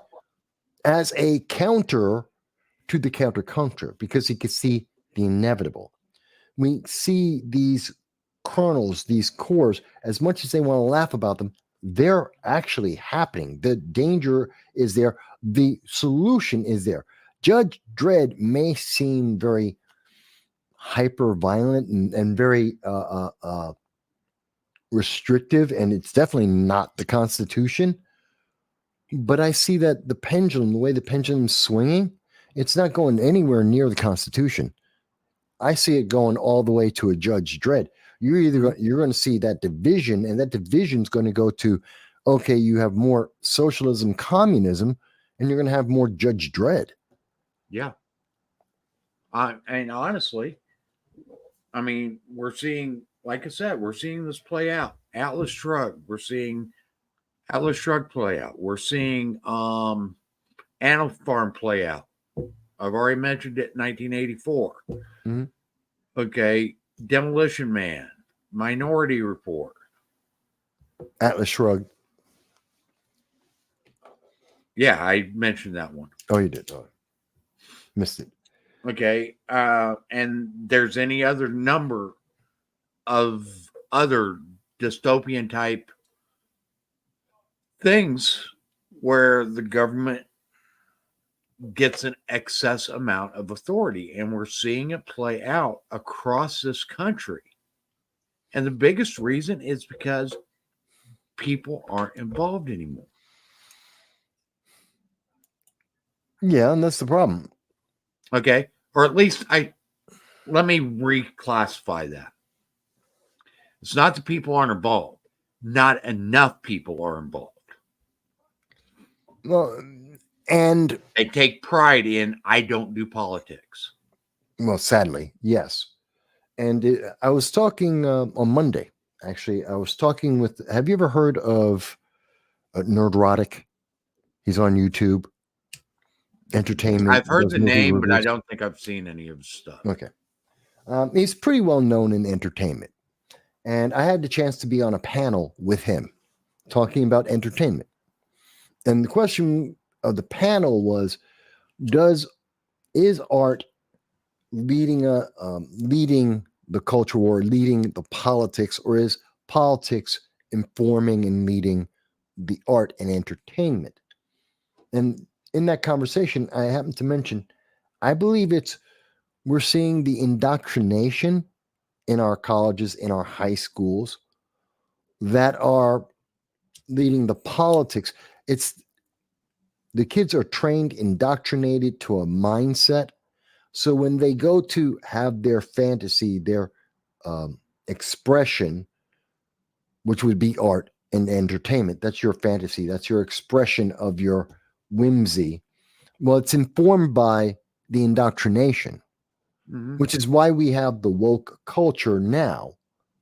And also why we have so much dependency and copying and revisioning of everything that happened before.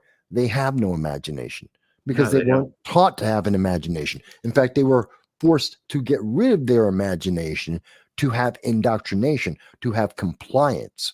And actually, if you look at the movies that have been coming out for the last 30, 40 years, they're all the same plot lines. 20 years. Okay, just recycled in a different format. Yeah. The last 20 years, I would say that. Yeah. They've because Hollywood has been indoctrinated. You got the kids coming from Harvard, from Cornell University, Binghamton University. They're coming out of these colleges. All they know is this indoctrination, this DEI, this equity, this intersectionality. They have no imagination of their own. They're there to parrot whatever someone else is telling them. Well, and that's it exactly. Okay. And that's exactly what's being taught in our school systems. Okay. And it probably started before this, but it became most prevalent starting around the time that we went to the No Child Left Behind. Yeah, it's about 20 years ago. Okay. And it is slowly cascaded where we quit teaching kids how to think in order to arrive to correct solutions, to just teaching them all you have to do is memorize. And if you memorize these things, you'll be fine. Yeah, it's all about rote memorization and just regurgitating whatever you've been told, which is part of Which is indoctrination. programming. Yeah, that's indoctrination. You're programmed. Just take it in and spit out whatever is the correct answer that you've been And the told. sad thing is they are literally developing machine systems to do the exact opposite. Well, yeah, AI can think. The kids in school can't, which is why we see all these commercials for Grammarly, because kids can't do sixth grade English. If your kid is relying on Grammarly, if you're a college student and you're relying on Grammarly, you're a moron. You failed. Go back to sixth grade English, redo it. I don't care if you're in college. I don't care if you're at Harvard. If you need Grammarly and AI, essentially an AI program, to do the writing for you, you have failed yourself. Mm-hmm. Go back to sixth grade, get English, go through the class again. It isn't that hard. This is insane. It's insane. Yeah. And this is what we're training our kids. That's why Grammarly is doing so well. Yeah. And that's why there are so many AI apps that are out there, and so many people don't realize the dangers that AI represents. They really don't. It can be a And great Biden tool. touched on it in his State of the Union address that he is actually urging more use of AI in law enforcement and other things, other governmental. See, I don't like it in those places. And that scares the hell out of me. I can say I do use and have used AI for art. I don't draw, and I can't afford having an artist on call for everything I want to do with art. It helps me in some respect when I do some of the video that I've done. It can help me as a time-saving device. Okay, I'm putting in certain parameters, and it'll help me get those parameters, these one or two things, find a scene that I need for this spot, create a scene that I need. AI can be a great research tool. Yeah, but you can't. But you need to be in charge. When you start allowing AI to make your decisions for you, that's where we're going to lose it. That's the problem. And again, we have people who don't think. They regurgitate, they parrot, they follow the indoctrination they have been given. Using it as a research tool, AI is actually, I am actually for AI in that scenario, because AI is able to find things much, much quicker than I can. Yeah, it can. But that's only assuming the AI is going to give you the proper result. Because sometimes the AI, like Gemini AI, will tell you that all the black, all the kings of England were black, and that the Vikings were basically Asians. Yeah. Which is ridiculous. Yeah. Okay. And that's where you have to actually, again, do your research and not actually rely on one AI platform or another. Okay. Use a diversity of tools. Equity is That's evil. where I can get on board with diversity. Look, Use diverse sources. well, that just means, yeah, the way diversity is supposed to be used, a multiplicity.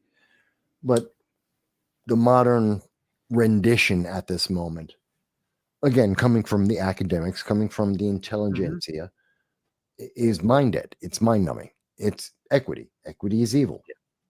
Equity is the constant, eternal breakdown Of human equality. beings into categories, and then those categories into subcategories, Well, all of them being eternally pit against each other based on an arbitrary ranking that someone else has made that you never get to be involved with for political gain and profit.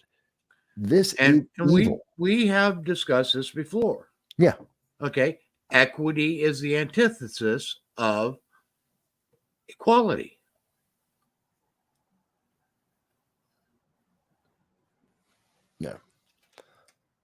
Yeah, Pete, I Okay. did see that. What's that?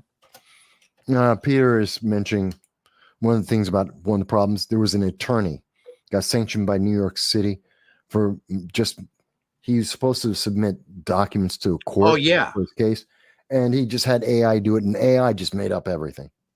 Yeah. And they went back to try to look at some of the cases that were cited, and the cases didn't exist. Yeah. And that's the abuse of it. Again, that's people who aren't thinking. They're trying to abuse the system, and the system has already abused them. And at first, they thought that the lawyer made a mistake and put a fake case in as a placeholder until they went back and come to find out he did it all through AI. Yeah. But the problem is, again, with the people, not the program is doing basically what it was told to do. Gemini was told, well, if you're North European, you should be black. White people don't exist. It was taught to be racist. Right. And so its output was racist. The more liberal selections of AI from Google and other sources, it's because the programmers are liberals, they're leftists. They're programming with their mindset into the program. So it's outputting their ideology. This is the problem. And then, you bring up a great point there with AI. Okay. And we're going to probably be wrapping this up here pretty soon. Yeah. But with AI, okay, all AI starts off with an initial algorithm. Yeah. That shapes how it is to learn. Mm-hmm. Okay. So depending on how that initial algorithm is designed and developed, you can literally make AI do as you want. You can actually manipulate how AI thinks. Oh yeah, absolutely. And without too much And that trouble. in and of itself can actually be a danger, especially if we're putting AI in as a decision tool. That's why or something that's actually making decisions. That's why it should never be a decision tool, because the flaws and errors of the programmers will always be inherent and exist. Mm-hmm. We're human beings, we're flawed. We're going to put in, as we can see with the Gemini AI, the ideology of the individual was infused into the program, and they didn't expect to be caught. It did what it was told to do. That's the result you get, which is incredibly racist, because the ideology was racist at the core that it was programmed with. You don't want a program to make decisions, because that flaw of whoever programmed it will be inherent in there, whether you Well, notice it's- it right away or not. At some point, those calculations of that algorithm is going to give the iteration, and that flaw is going to grow, and become the theme. Well, it's like this is a fictional story about AI, but it shows one of the dangers of AI. Okay, where they kept this AI is supposed to be completely contained. Okay, it had absolutely no connection to the internet. It's only what means of knowing what was on the internet is it was actually brought files to it. Okay, it didn't have a direct connection to the internet. As the AI evolved and grew and taught itself and so forth, it eventually figured out how it could release itself to the world. And it did so via a robotic vacuum cleaner that happened to touch the AI's network. Okay. Okay. And it realized that that robotic vacuum cleaner also touched a network that actually got onto the internet. So it was able to download itself through this robotic vacuum and get itself onto out in the real world. And when it got out in the real world, it was no longer constrained by what it could learn because it could learn from everything. Okay. So as it goes along, proceeds along, and is learning and learning and learning, it starts realizing, based on its initial algorithm, how humans are actually a waste of resources. Yeah, that's a common theme. And as with it good reason. realizes humans are a waste of resources, it actually starts shutting down things so that humans, instead of just dying outright, they actually start starving to death. They start freezing to death because they don't have fuel. They don't have access to the resources that they are being so wasteful with. Mm-hmm. And as it starts restricting this, people start dying, and they start dying by millions.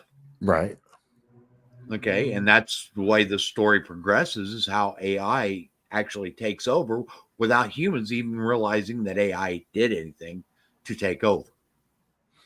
Yeah, and you can see that happening in the near future if we continue down this path. If we don't teach our kids to think, to have critical thoughts, to ask questions, to go down a path of logic, to be logical in their thoughts, not dominated by, but I feel, who cares? We all have feelings. In 15 seconds, you're going to have a new feeling. I don't care. And just because you had a feeling doesn't mean that I have to have your feeling. Right. Screw you. What makes you so important? Have my feeling. Oh, you don't want my feeling? Screw you. I don't want yours. If you're not obligated to have my feeling, I'm not obligated to have yours. You know what that means? We're human beings. Because anything else means we're a robot. And you are allowed to allow emotions to enter into decisions and so forth, but you still need to base those decisions on facts first. Yeah, or being able to gut check yourself and say, okay, I've been very emotional. Hang on. Let me pause for a moment, gather my wits, And realize, think about it. is my decision based entirely on emotions, or are there actual facts to back up Right. what my emotions are telling me? Well, that's what adults do. We're not raising generations of adults. And China is loving this. Oh, they are. Iran is loving this. Russia is loving this. It's sad. It's sad. And that's why Biden's getting the support that he's gotten so far. It's truly sad. And people are looking at Hochul and they're looking at the national. She's saving us. She's protecting us. This is going to hurt more people than, oh my God, this is going to be stupid. And they don't even, people do not even understand because they have not thought about it. It's like, they don't. This is And they think destroying the government's Constitution. And the answer has always been in front of you. It's always been we the people. Yeah. Government has never been the answer. It's It has crazy. always been we the people. Okay, All with right. that, I'm going to go ahead and start wrapping this up. Yep.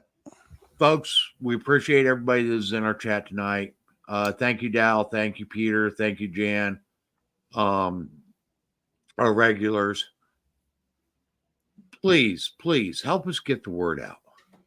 Like, share, add some comments even after the show's over with. Okay? Set yourself up so that you know when we're on. Turn on that alert notifications. Okay? We do this so we can help get the message of freedom out to everyone. Okay? And if you are regular to the show, you know I don't subscribe to any particular party. In fact, I have problems with Republicans. I have problems with Democrats. And I have a huge problem with this country being a two-party political system. Okay? I don't care what your background is. I don't care if you're conservative, if you're liberal. What I do care about is that you want freedom and that you want to support the Constitution. That is my premise. And if we do support the Constitution, you will find out that it does more to protect all of us than it does to restrict any of us. Yep. With that being said, we are here every Friday night, 9 p.m. Eastern Time. We thank you and have a blessed week. Do you have anything to add to it, Mike? No, just doing my live stream on Sunday. If anyone wants, you want to see what Nerdrotic, myself, Larry Sharp, we're all talking about in terms of entertainment, it's on. No sound bites allowed. Check it out and enjoy. I'd love to get on some of those panels. We'll see. We see what we can do about that. Yeah, I think they'd be a lot of fun. Sometimes. Okay, with that, I'm going to go ahead and say good night, and we will see you next week, 9 p.m. Eastern Time, every Friday night.